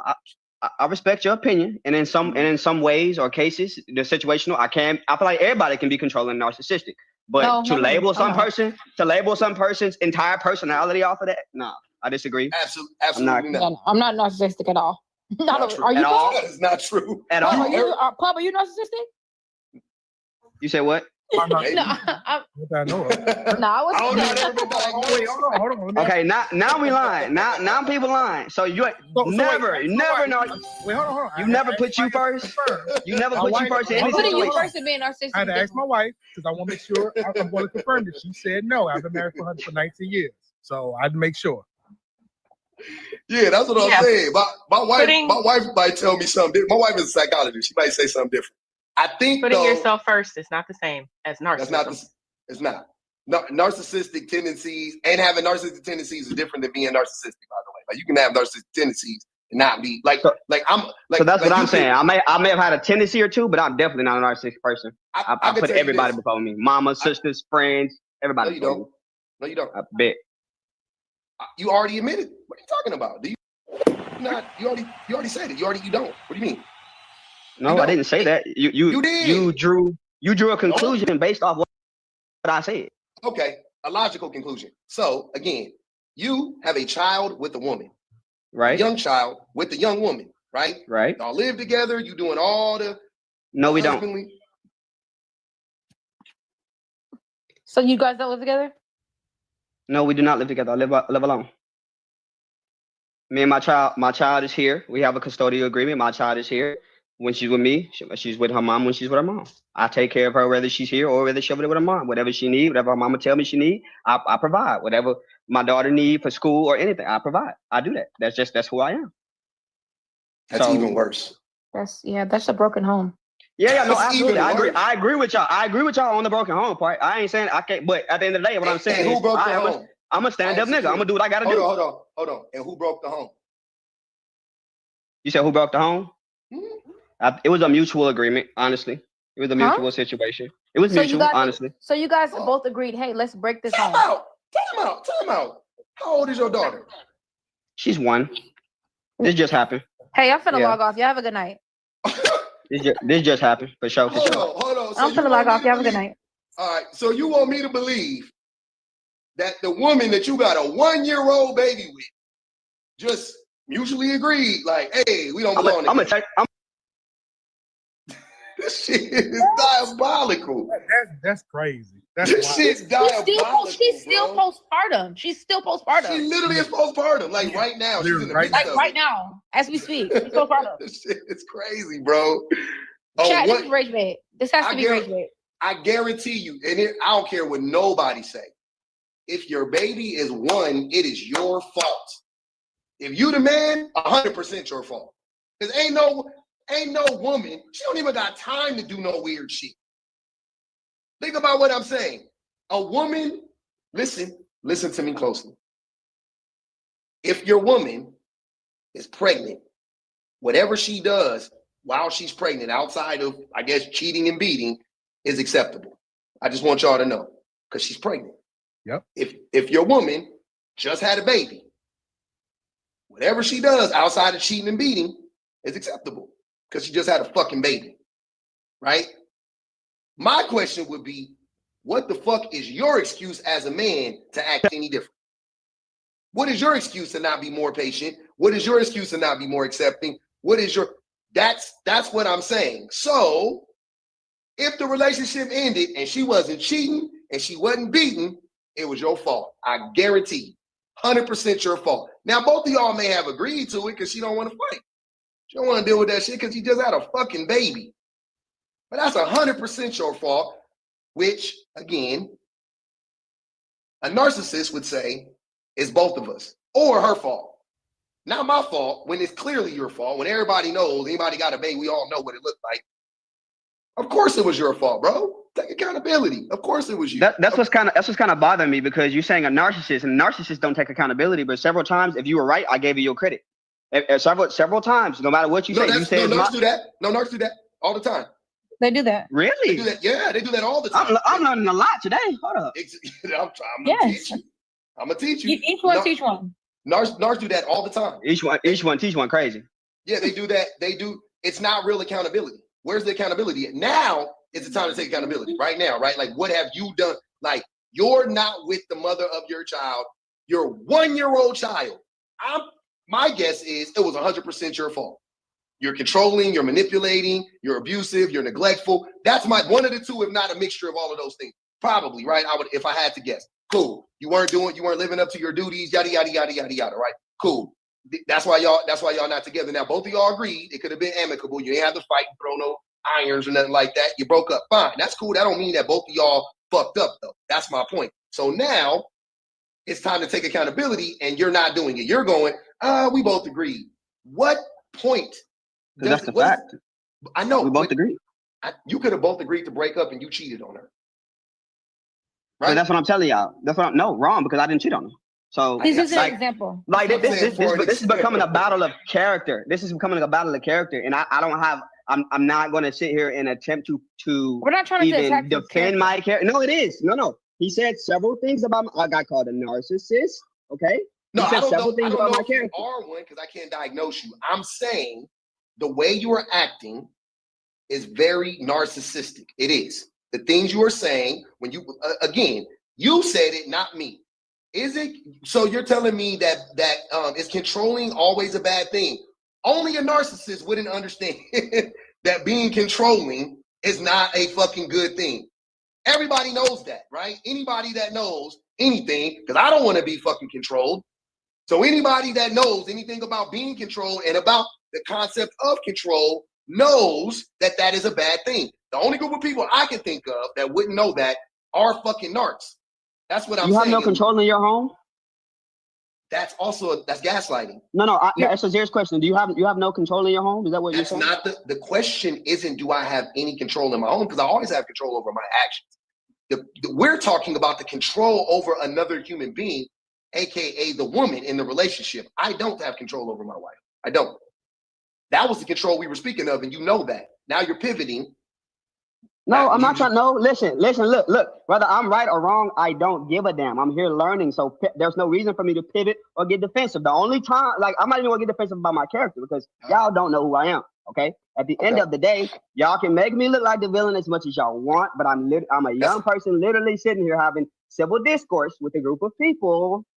I just got off a conversation with a fucking narc who was talking about don't pay me out to be the villain. Same language. Yeah, the nigga was the villain. Maybe so, but you're not. At the end of the day, you still can't convince me that I'm a narcissist. I do way too much for everybody else. Hold on. Again. You should look up narcissism. I promise you, everything you're saying right now is very narcissistic. I do too much for everybody. That's what narcs do. They always inflated sense of self-importance, constant need for admiration and validation, lack of empathy for others. I have hella empathy for others. Exploitation of relationships, personal gain. I don't do that. Fraudulent self-esteem. I don't have that. You don't. You do have fraudulent self-esteem. You are doing it right now. You're building yourself up. I absolutely not. You just said, hold on, brother. You just said, I do way too much for everybody. For you to call me a narcissist, yes. I'm there for my mom. I'm there for my mom no matter how I feel. I'm there for my brothers and siblings and my siblings and everybody no matter how I feel. No matter how I feel. You was there for everybody but the woman that bore your child. I'm there for her still. Still there for her. You weren't there for her. I was too. Wait, hold on. Wait. You know what? You know what? You said something earlier. I'm secure. You said something earlier. You can lead a Hold on. You said something earlier. You said, we may have agreed, but 9 times out of 10 it was my fault. And now that I'm thinking about it, I'm probably gonna have to agree with that, and I'll tell you why. Being on the rig, I'm gone half a year. And I honestly think that is what did it. I'm gone for half a year. Yeah. So I think that's what did it. So I gotta agree with you on that. So y'all are broken up. You being broken up, and you still don't know why y'all broke up. Yes, I know why. I know the conversation we had, but when you sit down and you start reflecting on stuff and stuff start not like things don't necessarily make sense in the way that they should, you piecing things together. You know what I'm saying? So in reflection, after having this conversation, I feel like that is what actually did it. Okay.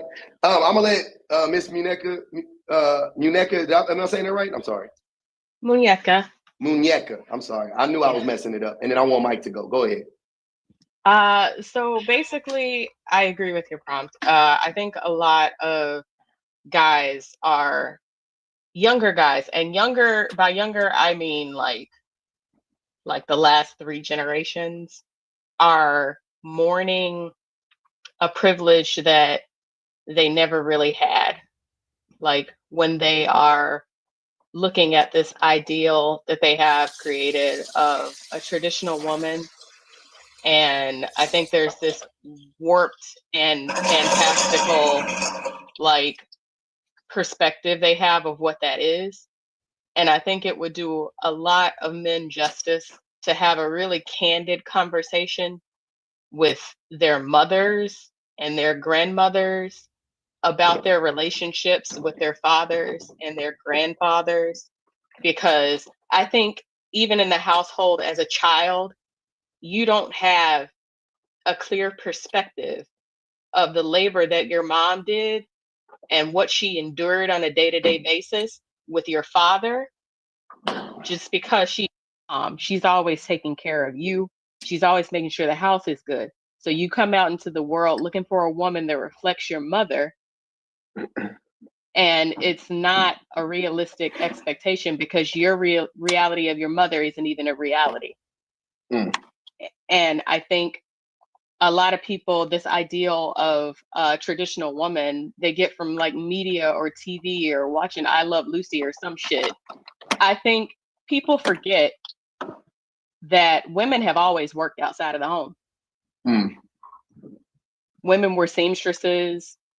Women were housekeepers. Women worked in factories. Women always had jobs.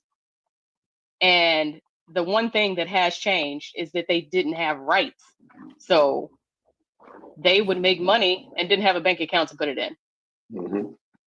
Like, it's just, I think it's really delusional for a lot of men to expect what they expect out of women when they don't expect that same amount of labor from themselves in a relationship. You can't ask someone for more than what you're willing to give. And I think that's why a lot of relationships fail and why a lot of men are scared to get into marriage, because they know they can't live up to it. They know they can't financially trap a woman. That's what I think. Like like men are very much like, we know we don't make enough money to financially trap a woman the majority of the time. We know that. We know when we meet a woman, she makes around the same amount of money as, you know what I'm saying? You meet a woman, you 25, 23 or whatever.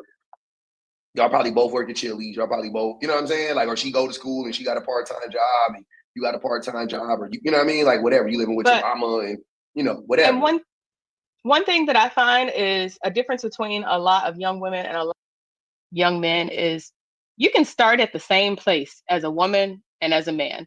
But one thing that's different from my POV of the women that I have met through my life is they have drive. They'll start at the bottom and they're going to get somewhere. If it's going to school and working full time, they're going to do what they got to do to get where they want to be. A lot of guys are really content. And then they find these really driven women and they're upset that this woman is ahead of them, or they want her to help pull them up to where she is.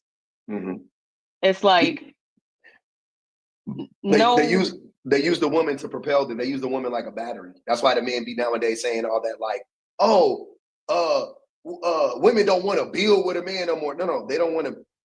They were never building with us. They were building us. That's what they don't want to do anymore. They don't want to build us anymore. If we were building together, fine, right? We're both, you know, putting the house together. They would love to do that. The reality is, though, they were building us, and then they got nothing in the end. They built us up, right? Or they lifted us up. We used them. We climbed up the ladder on their back, and then they would be like, "Hey, help me up," and then we like, "Nah," pulled the ladder. Like, what the fuck? They got tired of it. A lot of them are secretly jealous of like the women in their lives. Like, and it's like, you don't have to be jealous. You need to, like, if you have somebody in your life that's pushing forward and like doing things, instead of being salty that your woman is making more money than you or whatever the case is, like, you need to figure out what you need to do to get where you need to be, instead of just being salty about it. Like, instead of trying to control somebody, figure out how to control yourself. And I think that's something that a lot of like young men have not grasped. They have a lot of issues with self-control across the board. So instead of trying to, figure out how to like manage your sex drive, like manage your money, like make good decisions, like they're trying to figure out how to control somebody else to make themselves feel bigger and better instead of trying to get themselves together. You know what I just saw? I don't know if anybody else saw this, and I'm gonna let Mike go. Thanks, Miss Mineka. I just saw a video of this old lady, like super, like late 60s, 70s age. And I think she was out of town, I believe. She was like she was at her child's house. So her kid is recording her adult child. She's at their house. The mom is on the phone with the husband at home, and the husband was talking about there were no more spoons. Yes, I And seen that. you saw that, right? And Yes. and I'm sitting there going, this nigga didn't know how to get no more spoons. It was embarrassing. I'm like, but the I saw crazy something worse. Oh, what you see? A video today, and it was a stitch. Somebody stitched this man talking to his car, of course. And he basically was saying that he wished that we could go back to the 1950s when you could have a fight with your wife and she could call the police and the police would come to your house and you could tell them, oh, she's not acting right. And the police would tell you to handle it and you could just basically beat your wife. And it was okay. No, I saw that. I saw that video. Yeah. Mm-hmm. It's insane. And then what's more insane than that is Trump getting in front of the nation and saying, oh, a little fight between a husband and wife is nothing. Nowadays, we take that too seriously. No. That's the president saying that. That's way crazier than any fucking TikToker saying any weird shit on TikTok. This fool got on stage and said that shit in front of the nation. And y'all up in here talking about the women are different? No. I just wait for the syphilis to fully take over his brain and this, not even gonna lie. He done had that shit about 50 years. That nigga, he gonna die from something else. The dementia. Go ahead, Mike. Hey, what's going on, public? Shit. First off, happy pre-Friday to everyone. So I hope y'all have a good weekend and whatnot. Pre-Friday. Shit. Hope all y'all doing well. Appreciate it for letting me talk, pub. I didn't want to interrupt nobody. Everyone was having like dope ass points, so I didn't want to interrupt anything. Good. But I will say first and foremost, man, I promise you, when I looked at this prompt that you had up there, I swear to God, my first immediate response, I'm like, no, like, he's wrong. Like I see him a couple of times. This man is wrong. But then I promise you, I took a step back and just like really thought about it. I'm like, wait a minute. This man is actually might be cooking. Like let me actually really think about it. Like, I swear to God, I'm like, I think this man is cooking for real. Like, cause then I just did get to think about my own experience and whatnot. I remember like when I was talking to people around my age about, the idea of marriage and things like that. I think it's 90% like, no, I don't want to get married because I know like she'll like if we end up getting divorced or something like that, is she gonna take such and such? Or then it's the 10% of saying like, yeah, no, I'm definitely for it. I'm like, this man public is actually cooking for us. Like at first, like my first immediate response was just to disagree with you. But when I thought about it, I'm like, he's actually right. Like swear to God, he's actually right. What else is it? And what else could it be? If you're afraid of divorce, isn't that it? Because they're not afraid of marriage, right? Mm-hmm. They're not afraid of the marriage part. Mm-hmm. They're afraid of divorce, correct? Right, that's to say, it's always the leaving. There's never anything in between. It's always like whenever I have these conversations, they immediately go to the divorce. I'm like, but what about the middle? What about the beginning? What about the actual marriage? Right. Part? Like, what's bad about marriage? Oh, nothing. I love marriage. I would love to be in a relationship with a woman. Okay. The irony of that is the reason that like they're always talking about oh, she's gonna get like spousal support or alimony or something, is like, bro, you're thinking about the divorce before you get married and you're worried where she's gonna get out of it. But then on top of that, only 10% of marriages end in alimony and spousal support. So that's a rarity. So you're just saying stuff. Right, because most of them don't make enough money for that anyway. You ain't got no money, man. That be the shit that be you don't have a 401k set up, but you think she's gonna get spousal support from you? You don't even make enough. Have you seen the average that men make? What is she gonna take from you? Right. And the average like 40-something thousand. I could be wrong. Yeah. I think it's like 45 or 50, but it's like, please. We're talking about what people make. Just in general. I think I'm just kind of going off what people said. What people. Yeah, it's almost that's like what that's referring to. it's almost 60 racks. It's like 50-something thousand, like 58, 50 something like that. Yeah, but still, that ain't shit in America. Yeah, in America, definitely not. But in all that to say, again, no public, because like again, this problem, it just kind of had me thinking for a little bit. And I know like a lot of people, they come up disagreeing with you at first. All it takes is just like a couple of minutes of just really sitting down and just letting it stew, like just letting the prompt actually stew in your head. I'm like, this man is actually right for real. So that's crazy. But no, I'm saying that's crazy. I appreciate that because usually not a problem. I like the tussle. Don't get me wrong. I like the tussle because the tussle is important. But also, a dub is a dub. You know what I'm saying? Yeah, and that's the thing. Like even for myself, my bad. Whoever was talking, my bad. I didn't mean to cut you off. Yeah, for me, even for myself, it's like for like even my past relationship and things like that. She wanted to get married, and I just wasn't ready. And like, and I'll be honest. Like, I don't know why I wasn't ready. That's just something I just have to continuously reflect on. And like public, I've been trying to reflect on that for a good minute. I still don't have an answer. I don't know why, but that's just something I just know. Me personally, I got to work on. So, did you have kids? No, we didn't have no kids. All right, at least you didn't have no kids with her. Right. Yeah, but me and her, like, we talked it all out, like for like and I'm not even trying to get all to like my whole relationship. No, you good. I just can't. It's the I got kids, but I'm afraid to get married crowd that fuck me up. You don't want to get married and you ain't got nothing. All right, fuck it. It's the 1-year-old for me. Like you ain't it's the fucking newborn baby that I'm like, nigga, what? You got a newborn child, dog. You don't want to be That's actually insane to be like, you're comfortable enough with somebody to bring a child into the world that you probably knew you didn't really fuck with like that in the first place before you ended up getting them pregnant, but you're so hesitant to commit to them to marriage. And I agree, because it's like, what didn't you know about him that you probably won't know about him until once you guys are married? That's especially the woman. I think that's the thing. It's especially the woman. You see what I'm saying? Like I'm saying as the man, I'm talking about from the perspective of the man to the woman. What are you worried about? What are you worried about? You think she ain't gonna beat you? She ain't gonna beat you. More than likely, she ain't gonna cheat on you.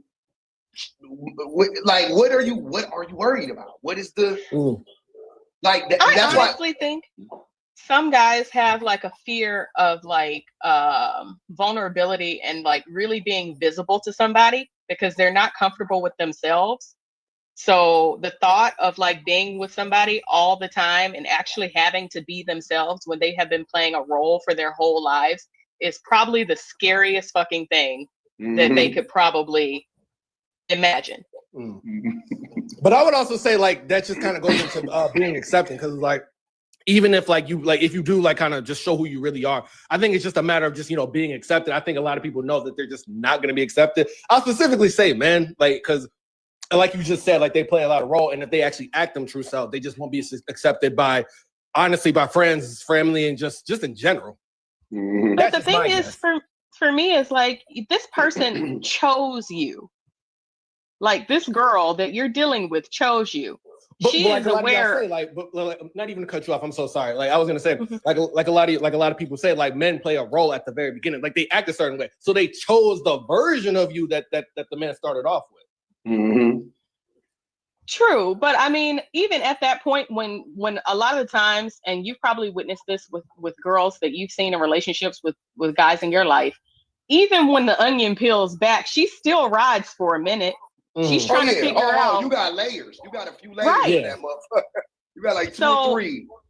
It's not even that she's gonna run at the first sight of you, like exposing who you are. A lot of girls are going to like try to stick it out, see what it is, like, and like figure out if it's something that can be like, fixed or not. Which what I think it is, and you can tell me as a woman, you can let me know if this makes sense. I think that women, because I just believe women are like fairly perceptive in general, right? Because they like just because they have to be honest with you, right? So I think that men think that they be like looking like superheroes to their women, and they don't. Like the women be actually seeing them closer for who they are, right? Yeah. And then That's why, like, when the mask slips, it's like she already knew. She saw it coming. So that's why I think a lot of times the reaction isn't always like, oh, wait a minute. Like, it's not. It's like, I knew that nigga wasn't like that. It's like, you know what I'm saying? It's like breadcrumbs. Like, you meet somebody, you see a little pink on the flag, like, you know, it's like little. You're like, all right, that's not too bad. I can work with that. And then as you get more attached and close to somebody, it can be a little bit, you get the blinders on. And for some women, the blinders are a little thicker. Like, so they'll deal with things a little bit longer and end up wrapped up in a situation where they're emotionally tied deeper than they should be in a toxic situation and trying to fix it. And then it just goes to shit. My boy ready for dinner. Hey, y'all. Go ahead, Kay. My boy ready for dinner. But let me hop in here real quick. I'm secure. Before you go, I was gonna say, let him go. I was gonna drop. Yeah, I was gonna drop. You know, but I just want to, say that, just speak my piece right there. But no, that was it. Y'all have a good rest of y'all night, man. Appreciate you, Mike. All right, brother. Yeah. Go ahead, Kay. I got the vibe, and I don't know if we were teleconnecting, but I got the vibe that I'm secure was full of shit. And I ain't even gonna hold you I'm secure, because one thing about it, to each his two things own. for sure. One thing about it, two things for sure. I don't bite my tongue when it comes to people, so I'm not gonna talk behind your back. I said what I said because I knew you was up here, and I really want you to hear this. It is so hard to rationalize with men when they automatically come into a situation trying to defend a point that they have not vetted. And by a point they have not vetted, I mean, I know what you mean. You came in initially saying that you agree a little bit, but you don't. So I kind of already knew, like, once we went down the road and once you said making baby food, I knew it was a little fucking baby. And I said, this nigga ain't even try. This nigga ain't give this girl a fighting chance. You know, bye. Because we let you yap a good little while. I've been listening for hours. I done been to Walgreens, Target, bathed my kids and everything. So you gonna listen. I ain't been on here that long, girl. Relax. Long story short, I really feel like what we're seeing here with you is very typical of what most women go through in the postpartum phase and why those relationships don't work. Because while you were comfortable putting a baby in her, you gonna open up your mouth to say you not sure about marriage, but you were sure about pew-pewing up the club. You were sure about the idea that this woman was putting her life on the line to the point of almost unaliving, because I'm a postpartum nurse. I've had to transfuse people with blood products. I've had to massage somebody's uterus until they stop bleeding, and then jump on a stretcher on top of them, massaging their uterus as we pushed them to the OR because they had to go back in for a DNC. I have seen horrific things when it comes to labor and delivery. So this idea that woman was good enough to put her life on the line, but you sitting up here acting like she ain't good enough for you to fucking marry, and you a meter reader? No, I'm gonna go there. I'm gonna go there because we not even in the same test bracket, nigga. You can't even you can't drink my bath water, okay? But what I'm saying is, it's niggas like you that the women be saying, he showed up, he was charismatic, he was hardworking, he promised me the world. And the moment I got pregnant, the moment I had that baby, he turned on me. And this baby ain't even fucking barely walking, and this lady doing this shit by herself. You saying you hands-on, I get it. But if you ain't up in the middle of the night every 2 to 3 fucking hours breastfeeding or giving a bottle, you ain't doing shit. I'm sorry, that picking up every now and then, that ain't shit. So I just came up here to tell you, you ain't shit. I knew you wasn't shit when you opened your mouth, and you ain't never gonna be shit, because a nigga who don't do right by his baby mama and his child, you'll never see the gates of heaven. You'll never see them. I appreciate your opinion. And you know what I'm saying? Everybody who actually on here pandering to this bullshit. Now, sir, I can't say, like I said, you have some points I agree with. As far as the full of shit situation, don't nobody out here really know my life or what happened or how the situation really go, or if we ever planned on getting married, or if we Sir, ever, know the however, end no of her one story. knows. Sir, but No we know, one knows the we know the end of situation. her story. You set her up in an economic situation No, where it's no, impossible for her to succeed. I'm telling you, this is an uphill battle for her. no, Yes. no, She, dude, no, if Yes, something you happens don't to even you, feel like you wait. need If to something no. happens to At you the end right of the now, day, at the end of the no, day, sir, if something happens to all you the right name now, calling, if you feel like I'm full of shit, now, she can't even claim life insurance on you. that's If not your true. job, if We your got that job set up. dangerous, We got all that set up. We got all that set up. Don't worry about that, sir. I'm trying to tell you this. hold on, wait, Even though we didn't make it, this one like my best friend. So fuck what all y'all talking about. hold on, wait. Real I for am real. secure. I know one thing is for sure. Certain things you cannot do unless you're married. Certain Like things. Say it again. Say it again. Certain things you're not allowed to do unless you're married. Like as far as what Paul was talking about, there are just certain things you can't do unless you're married. Like you have to legally be married. That's what I'm saying. So you couldn't have set her up with everything. The life insurance policy, yes, I got one. She got one. My baby got one. My mama got one. We all got Yeah, one. no, I know. Yeah, Life insurance is different. Yeah, you could give anybody you can sign a life insurance policy over, but as far as like your work is concerned, no. Now you got to be married. So that's what I'm saying. I feel that. If that's the way God lead us, bro. I'm not against that. But all this other, you ain't shit. All this way, I'm saying I can't force her into something. I can't force her into a situation she don't want to be in. So if God tell her, hey, go ahead and do that, then because you're not the man to be in I know. Exactly. Why don't she want to marry the father of her child? I'm not saying. Look, all I'm telling you is I can't force her to do nothing she don't want to do. If we get married, it's something we both agree on. No. It's something we both agree on. Wait, that's what I'll be saying. This is a prime example. Earlier, I said because men be doing that, like men control marriage. We don't. This is what he's saying right now. She gotta want it. Exactly, right? Yeah. She gotta go down with you and sign the paperwork. She gotta do everything with you. Cool. I know that. I'm married. I know exactly what it is. What I'm trying to figure out though is why would a mother of a 1-year-old not want to child be with the woman, not want to be with the person she carried the baby for? man that she got the baby with? That don't make. Well, I mean, you know what I'm saying? Wait. Unless somebody putting her hands on her, or if I tell you, doing if something. I put it this way, I feel like it's the time period. It's what I feel like. I feel like at a point, it was a point I wanted it, she didn't want it. A point she wanted, I didn't want it. So it's like now we just have to find a point where both of us want it. I'm at a point where she see how you acted when she put her life. You can't say that because you were not there. You don't know how I acted. I'm sweet to this lady. I do everything this lady asked me to.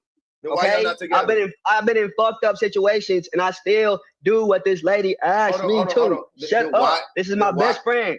Hold on, I am secure. Then why aren't y'all together? It's a lot, man. Family, it's a lot. Like I said, I wasn't gonna do personal, but it's a lot. It's a lot, man. I would definitely love to get into the personal, but it's a lot. Bro. You gotta understand. You got like 1, 2, 3, 4, 5, 6. It's a lot, but people. Look, what's fucking with me though?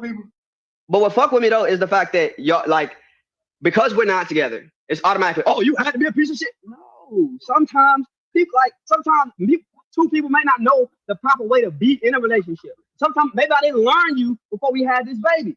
Maybe you didn't learn me before. Maybe it's something that I do that ticked you off that you can't take, or maybe you can't. You don't know how to communicate or something. Or maybe I don't know how to communicate. Maybe you don't know what the fuck it is. Stop jumping to the worst case scenario. I'm a good outstanding dude. My father wasn't the greatest individual, and that pushed me to be the best. You don't think this is very concerning language?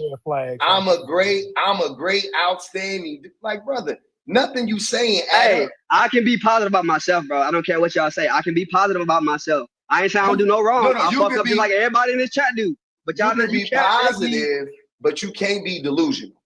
I'm not delusional. I know who I am. Y'all don't know who I am. Y'all are the ones who are delusional. I know who I am. I wake up every day dealing with me. I wake up every day dealing with me. Y'all know. The most telling thing is what are we talking about here? Hold on, Miss Mineka. I'm sorry, go ahead. I was just gonna say the most telling thing is how pressed you're letting everybody's thoughts. I'm sorry. Somebody told me I was a piece of shit. She don't know. Somebody who don't know me. Somebody who don't know me talking about a piece of shit. Hold on, That's listen. the This is what we're point. saying. She don't know you. If she doesn't know you and you know that is not true, then Why you get have mad? nothing to be upset about. That ain't what I'm pressed about. I'm pressed about the high fives and shit. None of y'all know shit. None of y'all know nothing. None of that should Like, bother you if it Yeah, isn't like relevant it's to the you. pandering, bro. It's the pandering. That's But why what does gets that on my bother skin. you personally if it doesn't apply to you? Hold on. Because you Hold don't none of y'all know who the fuck I am, secure. bro. I am secure. What I'm What's trying up? to figure out is who is pandering. You're saying K is pandering to who? I'm saying anybody who's high fiving, he a piece of shit. Anybody in the comments who, he abusive, he doing it. Like, you don't know who the fuck I am, bro. You just don't know. And honestly, in the comments, I've been being respectful as possible, but you have no clue. Clue. I'm human too. At the end of the day, I'd rather get frustrated. And I think this is what we be talking about, is that men, like, what is good I think is happening is, and this is what happens all the time in these lives. So you were so pressed to talk about yourself when you first, I got you, Ali, right now. You were so pressed to talk about yourself when you first came in here. Let's remember that. I didn't want to talk about you. I wasn't call it press.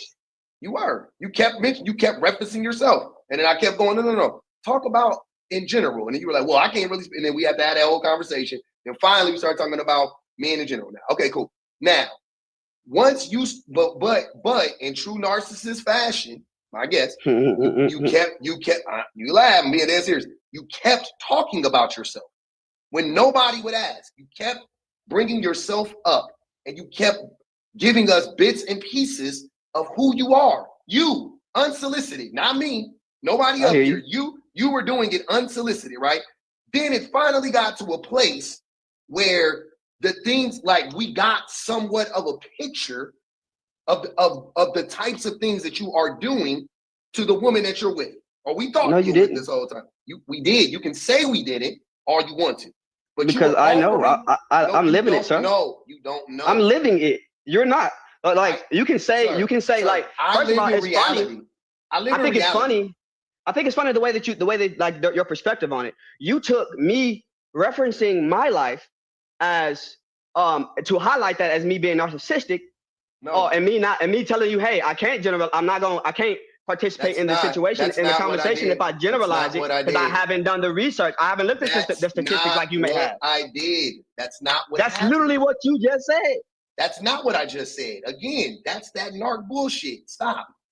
Don't gaslight me. Yeah. No, you're gaslighting me. Don't do that. How am I how? Did you not just call me a narcissist because I was referencing my personal that's not. You didn't just say that? You didn't say in narc fashion? Did you not say in narc fashion? In narc fashion, you couldn't stop. It wasn't the fact that you were referencing yourself in general. It was the fact that you literally, against what I was saying, and to protect yourself, because look at where we're at now, you could not help yourself but to keep bringing your own story up. You had to. I had to reference from personal. I had to reference from personal situations. Yes, I did. You don't. Yes, I had to reference. Yes, I did. Why? Because that is the way that I know how to debate. I am secure. It's not a debate. Listen to what I'm saying. When we have a debate, by the way, then you don't know how to debate. That's what I'm trying to tell you. That's you. A, this ain't a debate. B, then you don't know how to debate. That's the last thing you're supposed to do in a debate, is personalize it. As soon as you personalize it, you lost the debate. So again, this was a discussion, and this is a thought exercise for men like you, not for me. So I'm talking to you, right? I kept saying over and over and over again, please don't bring yourself into it. I don't need to hear about you. We don't need to hear about your personal experiences, right? Then you kept doing it. But then you said things that were more and more incriminating. And so we were like, well, that was weird. And that was weird. And the only reason that I used you, the only time I wanted to use you, what you said, was to help you understand and prove the point of the prompt. And that was when you were talking about control. That's when it happened. Just so you know. So when you started talking about control, that's when I said, so you don't see how that's problematic? You don't see how that proves da-da-da-da-da? That's how we got there. So you led us here. Now we're here. Did I agree with you on that? And now, did I agree? Listen, did I agree to that? Hold on. Listen to understand. Now, just so we're clear, now you did all of that. You gave us all of those breadcrumbs, right? We made an assessment based on all the information you gave us. And now, with that information, you're going, y'all don't know nothing about nothing. Then what the fuck was the point in telling us that shit? If in the end you was just gonna deny it anyway. So I can give you information. Sense. I can give you information and you can still draw a conclusion and be wrong as fuck, like y'all are. So I'm so confused. You said all that. You can you can pick up the breadcrumbs and draw conclusions and still be wrong as fuck, bro. Yep. I take care of mine, but that's the only thing. That's the only thing I know how to do. Wrong. We could be wrong. We could be wrong. And I'm gonna say another thing. How I know you're contradicting yourself. You said you be on a rig for 6 months a year. Is that what you said? Don't steal 6 my months. point. Do not 6 months yes. a year. point. Sorry, Yes. Allie. You on a rig 6 months a year, and you can't be taking care of your fucking baby. She wasn't born yet, goofball. Now she wasn't born yet.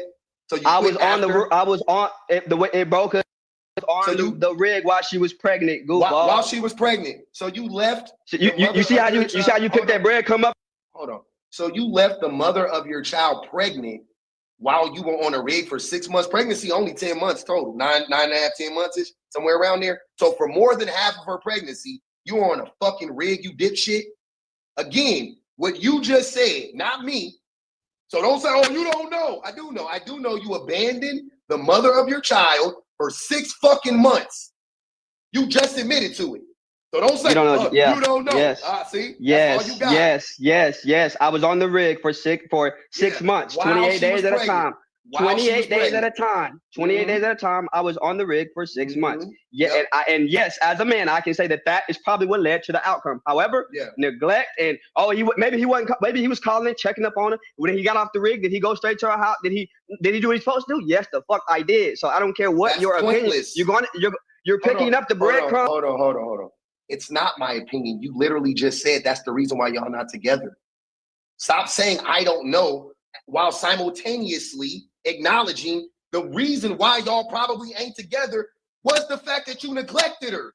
What the fuck? Are you listening? You fucking narc. Yes, I'm listening, but what you're not listening to. You're not listening. You are saying the thing out loud. I'm not inferring anything. It is you that you came to that conclusion. You said it. You just said that is probably the reason why we're not together, which is a lie. You know the reason why you're not together, but okay, fine. That's probably the reason why we're not together. Your admission, not mine. So you're openly admitting that you neglecting her is the reason why y'all aren't together. So stop lying and saying, I'll take care of mine. Because if you did, y'all wouldn't be not together, nigga. I do, We've been bro. saying this whole time. I can't make you believe. I can't make you believe nothing you don't want to. You can't make me believe a fucking lie, you fucking narc. You can't make me believe I a was lie, there. you fucking narc. You fucking narc. Go get help, calling me nigga. names, but you keep muting my. Go get Go get help, nigga. Go get help, nigga. Seek therapy. This ain't the lie for you. You fucking narc. Can't talk to a narc for more than an hour. Get that nigga the fuck up out of here. Can't talk to them niggas for an hour. That nigga gone. He's gone. You're gone. You're not learning. Talking about I'm here to learn. No, you not. You here to lie. You was here to lie to us. You was hoping we wasn't gonna clock it so you can get that little gratification that you don't get from your motherfucking baby mama. You was gonna use us for that. I'm not here for it. You got it. I know what you want. You're like, fuck, nigga. I know exactly what that nigga want. He good. Talking about I ain't no fucking narc. You wouldn't know. Go to the doctor.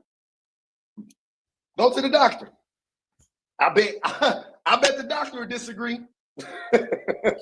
I swear to God, this is why I call a lot of them energy vampires. Because what the fuck was that? Nigga, just lying the whole time. I never said, nigga, you literally just said I was on a rig for 6 months while she was pregnant, and that's probably the reason we broke up. I'm giving you the problem. You said it. You said it.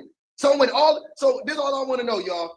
Where was the disagreement? Because all of us were saying you're not a good partner. That's all. I'm just paraphrasing. Am I tripping? We all were pretty much saying you're not a good partner. Is that just you failed? We all were just saying collectively you failed the mother of your child. Is that not what we were saying? Everybody was saying that. That's literally what everybody was Especially saying, when he right? just said out loud that the baby was one. That's what really got me. That was all we were saying. I swear to God. Go ahead, Alec. My bad. Go ahead. No, go ahead. Finish your point. No. It was really when he was talking about the baby was one. When he said the baby was one, they don't live together. Hold on, movie. Let him go so I can make my point. Got you. I want you to go. I'm sorry. This nigga is an idiot. I know all we were saying was, nigga, you fucked up. That's it. Pretty much. Nigga, you fucked up. You went wrong somewhere. We didn't know where. None of us knew exactly where, but we could guess. We were just saying, you know what was funny? We all were just saying the nigga probably just didn't show up for her. That's all we were saying. And the comments were saying it. Everybody on the panel was saying it because we grown. We know what the fuck it is, nigga. We know. That's all we were saying. They come to find out, what was it? Oh, yeah, I probably wasn't there for her. No shit, Sherlock. That's what the fuck we've been saying. Stop saying we don't know you then, nigga. You right. I don't know what you look like. I couldn't spot you out in a lineup. I don't know you from that angle. But I know one thing's for sure. If a fucking woman that you just had a baby with is not willing to be with you, it's your fault. That's what I said an hour ago. And I stand by it. The most telling part is that he has a 1-year-old baby and he's been on this live for an hour. For an hour? Where's she at? Paul, clock it, please. Where the fuck is that baby at, bro? Where's that baby? You take care of her? You don't try to gaslight me and say it ain't been that long, bitch. I came home. I went back to Walgreens to get my notes. I went and picked up my fucking baby from daycare. But also, I feel like if there is a record for it, he definitely broke the Guinness World Record for 40 and slips in 30 minutes. It was everything he said. It was like a nigga just diving deeper. Like, oh, I wasn't there for 6 months. Oh, you think that's what it was? No, well, no, you really don't understand because I was on a rig for. I don't give a fuck why you was on. I don't. Here's the thing, y'all don't be understanding. We understand making money. We understand you gotta work. We understand kids gotta eat. We understand, nigga. We all grown with kids. One thing we know though for sure is you can't have your cake and eat it too. That's the reality. You want to work on a rig 6 months out the year, you got two fucking options. You got two options. One, you can find you a woman that don't really like you that much, right? And she cool with you being away for 6 months. Two, be single. That's it. That's Them it. your only That's all two right. fucking options, nigga. That's it. If you got a woman that needs you, you can't be on the rig for 6 months. You got a woman that like you, you can't be on the rig for fucking 6 months. So you gotta be single. Anything else, you being selfish. Anything else, you lying to that woman, you setting her up for failure. Whatever you want to say, that's what's going on. I'm not saying you can't make money. You gonna make all the money in the world, but leave the women alone. Wear a condom. Get a vasectomy. I'm gonna be honest with you. I believe he trapped that woman. I believe he trapped that girl, and he got her pregnant. Clock it. He said it was a year. He went out to that rig. She's like, I'm not happy. And she's pregnant, going through all the emotions of pregnancy and everything, just like Florida Key was just saying. And she went through all that alone. And that's why she was like, you know what? I can't marry you because you're not going to be here for me, and you're not going to be here for our child. Because I can't count on you. I can't count on you. She said early on, let's get married. That nigga said, nah. A little bit What's further. crazy is he admitted to the control thing, because you were saying it to him about like wanting to control her, and he paused and then he was like, yeah, he agreed. He said it. Yeah, he did admit at one point. He said, maybe I am the problem. Then he went back to say, we're trying to make him like a narcissist. I wasn't trying to make you look like one. You looked like one. We can't make you look like anything. You're telling us, and we're forcing you to connect the dots to say, you see how this kind of sounds crazy? You see how this kind of sounds like what a narc would do? Then he would say, well, I'm not a narc. I'm not saying you're a narc. Your actions show that, sir. I don't have to say anything. You sound like one. You acting like one. You're just getting triggered because you know a narc is a bad person and you know you're being a bad person. Hold on, no, that wasn't what it was, movie boy. What? She called him a narc. Yep. And that he got flashbacks. Like, wait, That nigga said- I heard this word before. Wait. He's like, whoa. That's so Raven. What Raven do? What Raven do? She said, Sorry, glitch. that motherfucking. She said, But that's why I was telling him. He was telling himself because of how pressed he was getting when anybody was saying anything to him. When somebody tells me an insult or something, and I know it doesn't apply to me, I'm not going to be getting upset and having this like loud reaction because it doesn't apply to me. Yeah. Go ahead, BBG.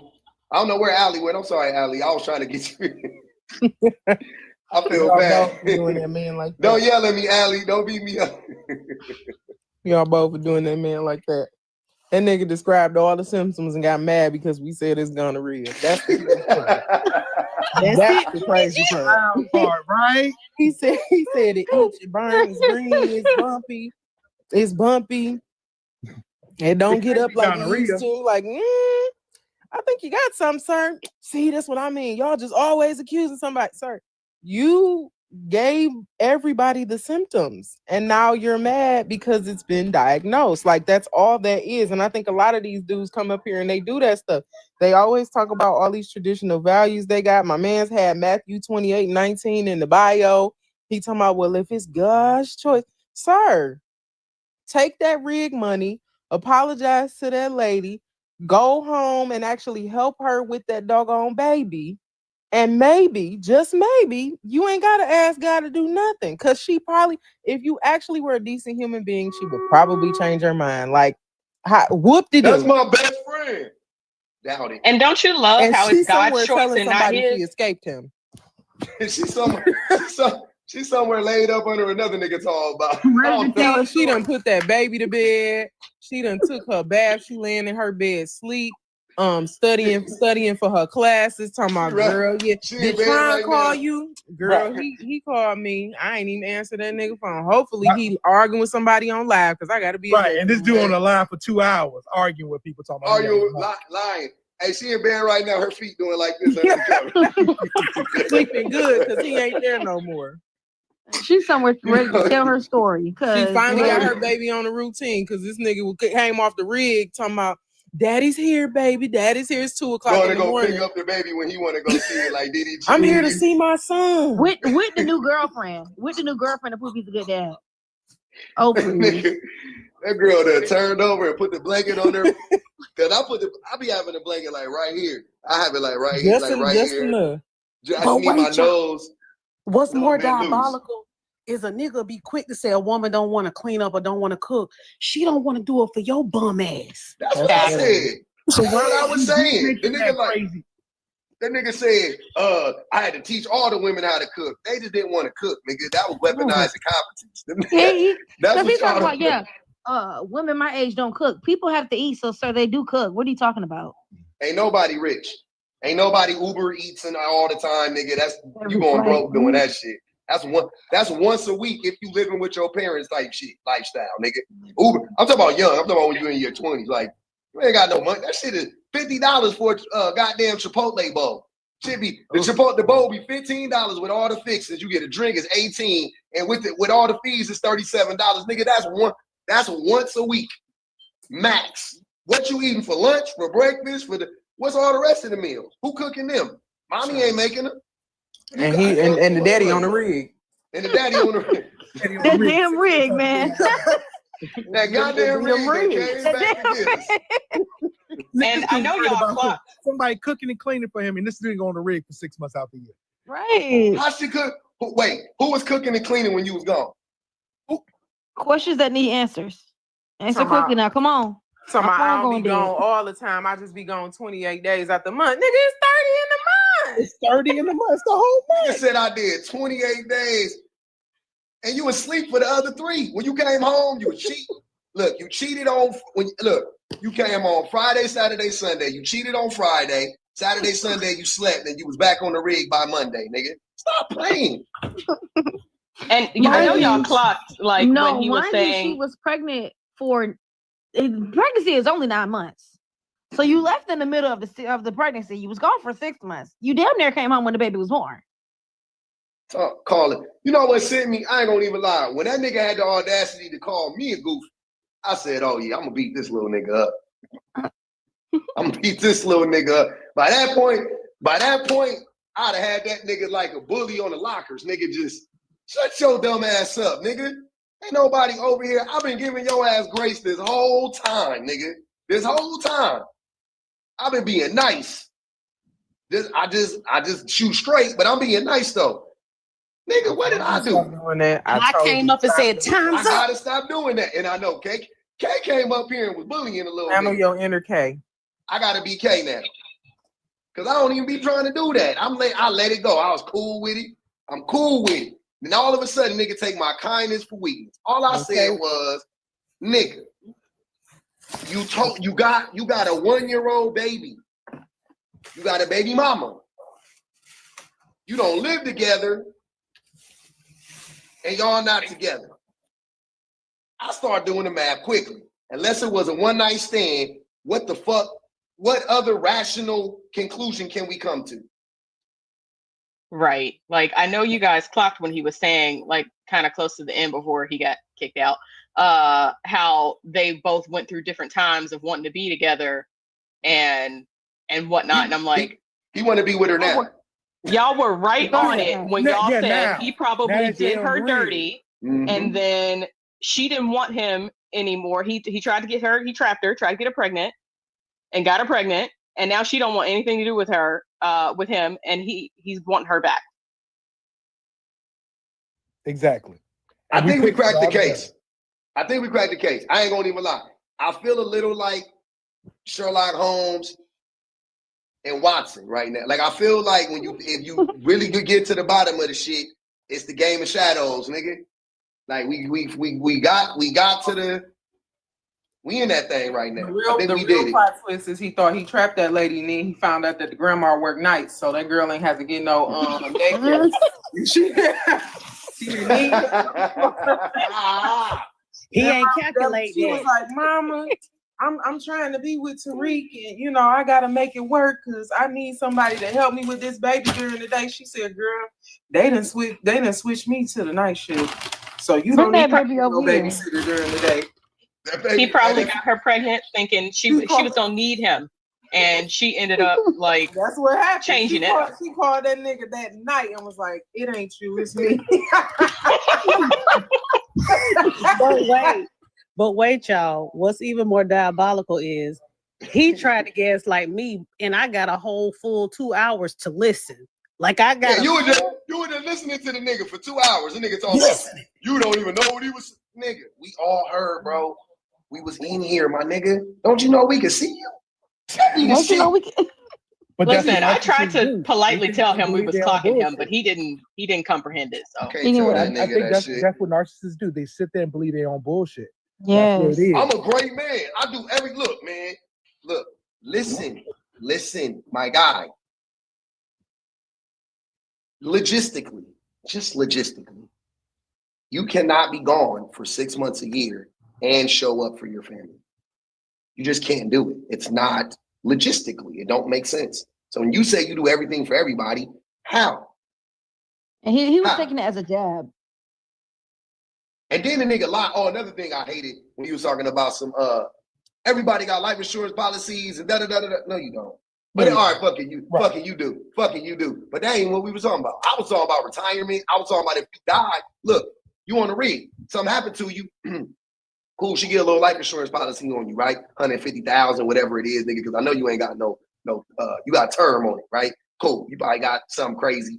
Whatever, it's term, it's cheap. You know what I'm saying? Probably like $40 a month, $500,000, something stupid like that. Fine. No, cool. 20 years, you cover. You young. I was saying, though, if and when you pass, you can't just give that money to your girlfriend, my nigga. You got to get that money. That money can only go to your parents or your wife or your kids. It can only go to your parents, your wife, or your kids. That's it. Whoever the guardian of that child is, that's who gets the money. Actually, they got to wait till they get 21, I believe, 21 or 18. Oh, yeah. For the child, but they can't even touch it. That's what I'm saying. It just goes and then they can't touch it. But the mama don't get nothing. That's what I was saying. I'm like, nigga, you be having kids talking about I'm a provider and a protector, but you don't be protected. What do you think? And I said it. I just said protect. The only protection you got is you from you protecting them from your dumbass mistakes or from whatever happens to you. That's what I was saying. That was a part of it. but y'all don't be protecting nobody. Y'all be protecting y'all women from motherfucking alien invasions, zombie takeovers, goddamn The Walking Dead, motherfucking World War 17. Like, nigga, that shit ain't happening, bro. You good. That shit ain't, you safe, my nigga. Mark yourself safe from the apocalypse, my nigga. Remember, they was just talking about Jesus was coming back, nigga. The rapture, shit already done came and gone, fam. You good. We safe. We safe. My We here. thing is, We locked in. he really thought that he was gonna convince us that this lady had a life insurance policy on him, but we were still listening to him live. The way that if she had that life insurance, if she was me, if she was like, I don't know, maybe we different. She was like me, and she had that life insurance money. I mean, that's life insurance policy, and she could get that money off of him. Ain't no way I wouldn't have been making that call. The only next words I would have been having after that phone call, after that life insurance policy, is don't do it too soon and make it look like an accident. Mm-hmm. What that nigga say? What my nigga say? What's the movie with Liam Neeson? Nigga said, "Good luck." No, I think what really triggered him was when you said when you said because he was talking about everybody he'd be there for, and you said you was there for everybody else but the woman you had a kid with. That's the shit that didn't make no sense to me. Right. I'm there for my mama, my stepdaddy, my granny, my brother, my cousin, my sister. But I was gone for 6 months when my girl was pregnant. My nigga. Nah, it was Pub calling him a narc, and Pub kept saying the narc. The narc gave him flashbacks, sister. My nigga. He kept giving it to him. Kept giving it to him. It's just so wild to me that he's so young. Me I'm a narc. It's like you're 28 years old and you're this closed-minded and unable to comprehend like any like complex thought or emotion. No, the new niggas is the old niggas. Go look at the numbers. The new niggas is the closed-minded niggas. It's insane. That shit crazy. The new niggas are the conservatives. They the conservatives. I'm like, we doomed, bro. We doomed. It's over. What makes me mad about this though is that at least the old ones worked at the plant. Yep. And they had a good job. The old ones had a pension. They had benefits. And they got married, like you said. Yup, Paul. They got married. They wasted that lady time. They made the whole family miserable. But when it came down to it, grandma made that one little pie, that one little meatloaf. And after that, granddaddy kept having chest pains. And she got her little life insurance money. And that was the end of that. And that was the end of that. Or ladies got microphones and dreams. Or that nigga left. Yeah. Moved across town. Yep. Find enough. Got another. Left her with the 7 kids. Or he disappeared and grandma's flower bed got real beautiful in the spring. All of a sudden. My granny wasn't mean enough. Her name was Gloria. She wasn't a mean woman like that. My grandma, I'm not lying. I wish she was meaner. I found out when I was grown, and I mean grown, married with kids already, that my fraternal grandfather, I still don't know if that man is actually not alive. My grandma just got a death certificate for him. I remember you told me that. She just got that shit blew my mind. I was like, what? I swear to you, I had no clue. Like some of these grandmas, I had two. I ain't even gonna lie. I ain't gonna share no other stories about the other one, but I had two ruthless grandmas, and you know these men be wanting women to be like them women, and like you might catch. Listen, let that no fault divorce come back. They gonna find out real quick. Hey. They gonna find out why that antifreeze term is now color blue now. I'm gonna tell you, a lot of niggas' grannies look like that picture of Harriet Tubman. Yep. That one picture. A lot of them look like that face. That ready for action. That ready for action face. A lot of niggas' grannies don't play. Like I said, my granny was nice. And one of the things I never forgive God for is making my granny die before my granddaddy died. My granddaddy, even though I never talked to the nigga, he was alive. My kids, he just died like last year. My granny died before I had kids, before I got married. She didn't get to come to my wedding or nothing like that. She didn't get to see me and my cousin get married. Didn't get to see her great grandkids, nothing like that. So that's one thing. That's one thing for me. I'm gonna have to talk to that nigga about at the pearly gate. I don't got many questions for that nigga, but that's gonna be one. Like, why you let that nigga live and take that lady that ain't never hurt a fly? Went to church every fucking Sunday, faithfully, 10 tied everything. She gone. This nigga alive. Nigga done survived cancer 19 times. Hear that nigga? Hey, she should have did that nigga. She should have did that nigga so wrong. I swear to God, she should have. I love, Man, she should have I love did that that. nigga Because dirty. if something happened to me and I wake up on the live and I see my grandma's, I'm gonna be shaking. Cause where did I where did I just hold on? Let's talk about this. You gonna be like a SpongeBob meme. First, I'm gonna be excited. I'm like, hey, girl. I think that's been a mix up. I gotta talk to somebody. Lord. Is there a manager? Hey y'all, I'm about to wrap this thing up, man. One love, one thug. Shout out to the best minds of the business. Thanks for joining the panel, everybody. Paul, Miss Muneka, BP Jizzle. Y'all know what it is, man. Y'all know what it is. I love y'all. One love, one thug. I gotta get on though, man. I gotta call it a night. I gotta call it a night.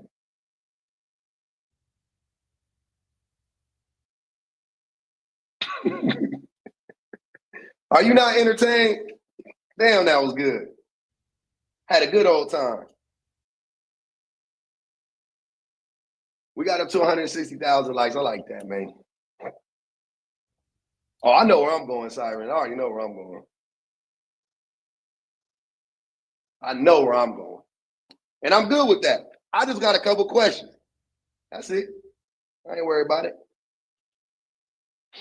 I had a good old time.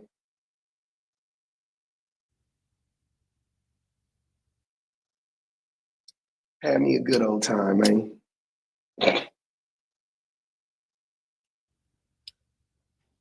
Oh, I don't know. Ain't no telling. I'm about to go out here and watch Stranger Things with my baby. We getting ready for season 5, final season. I didn't even talk to my nigga today, so, well, since earlier. Nah, I appreciate y'all, man. Shout out to the old subs and the new subs. All the gifters.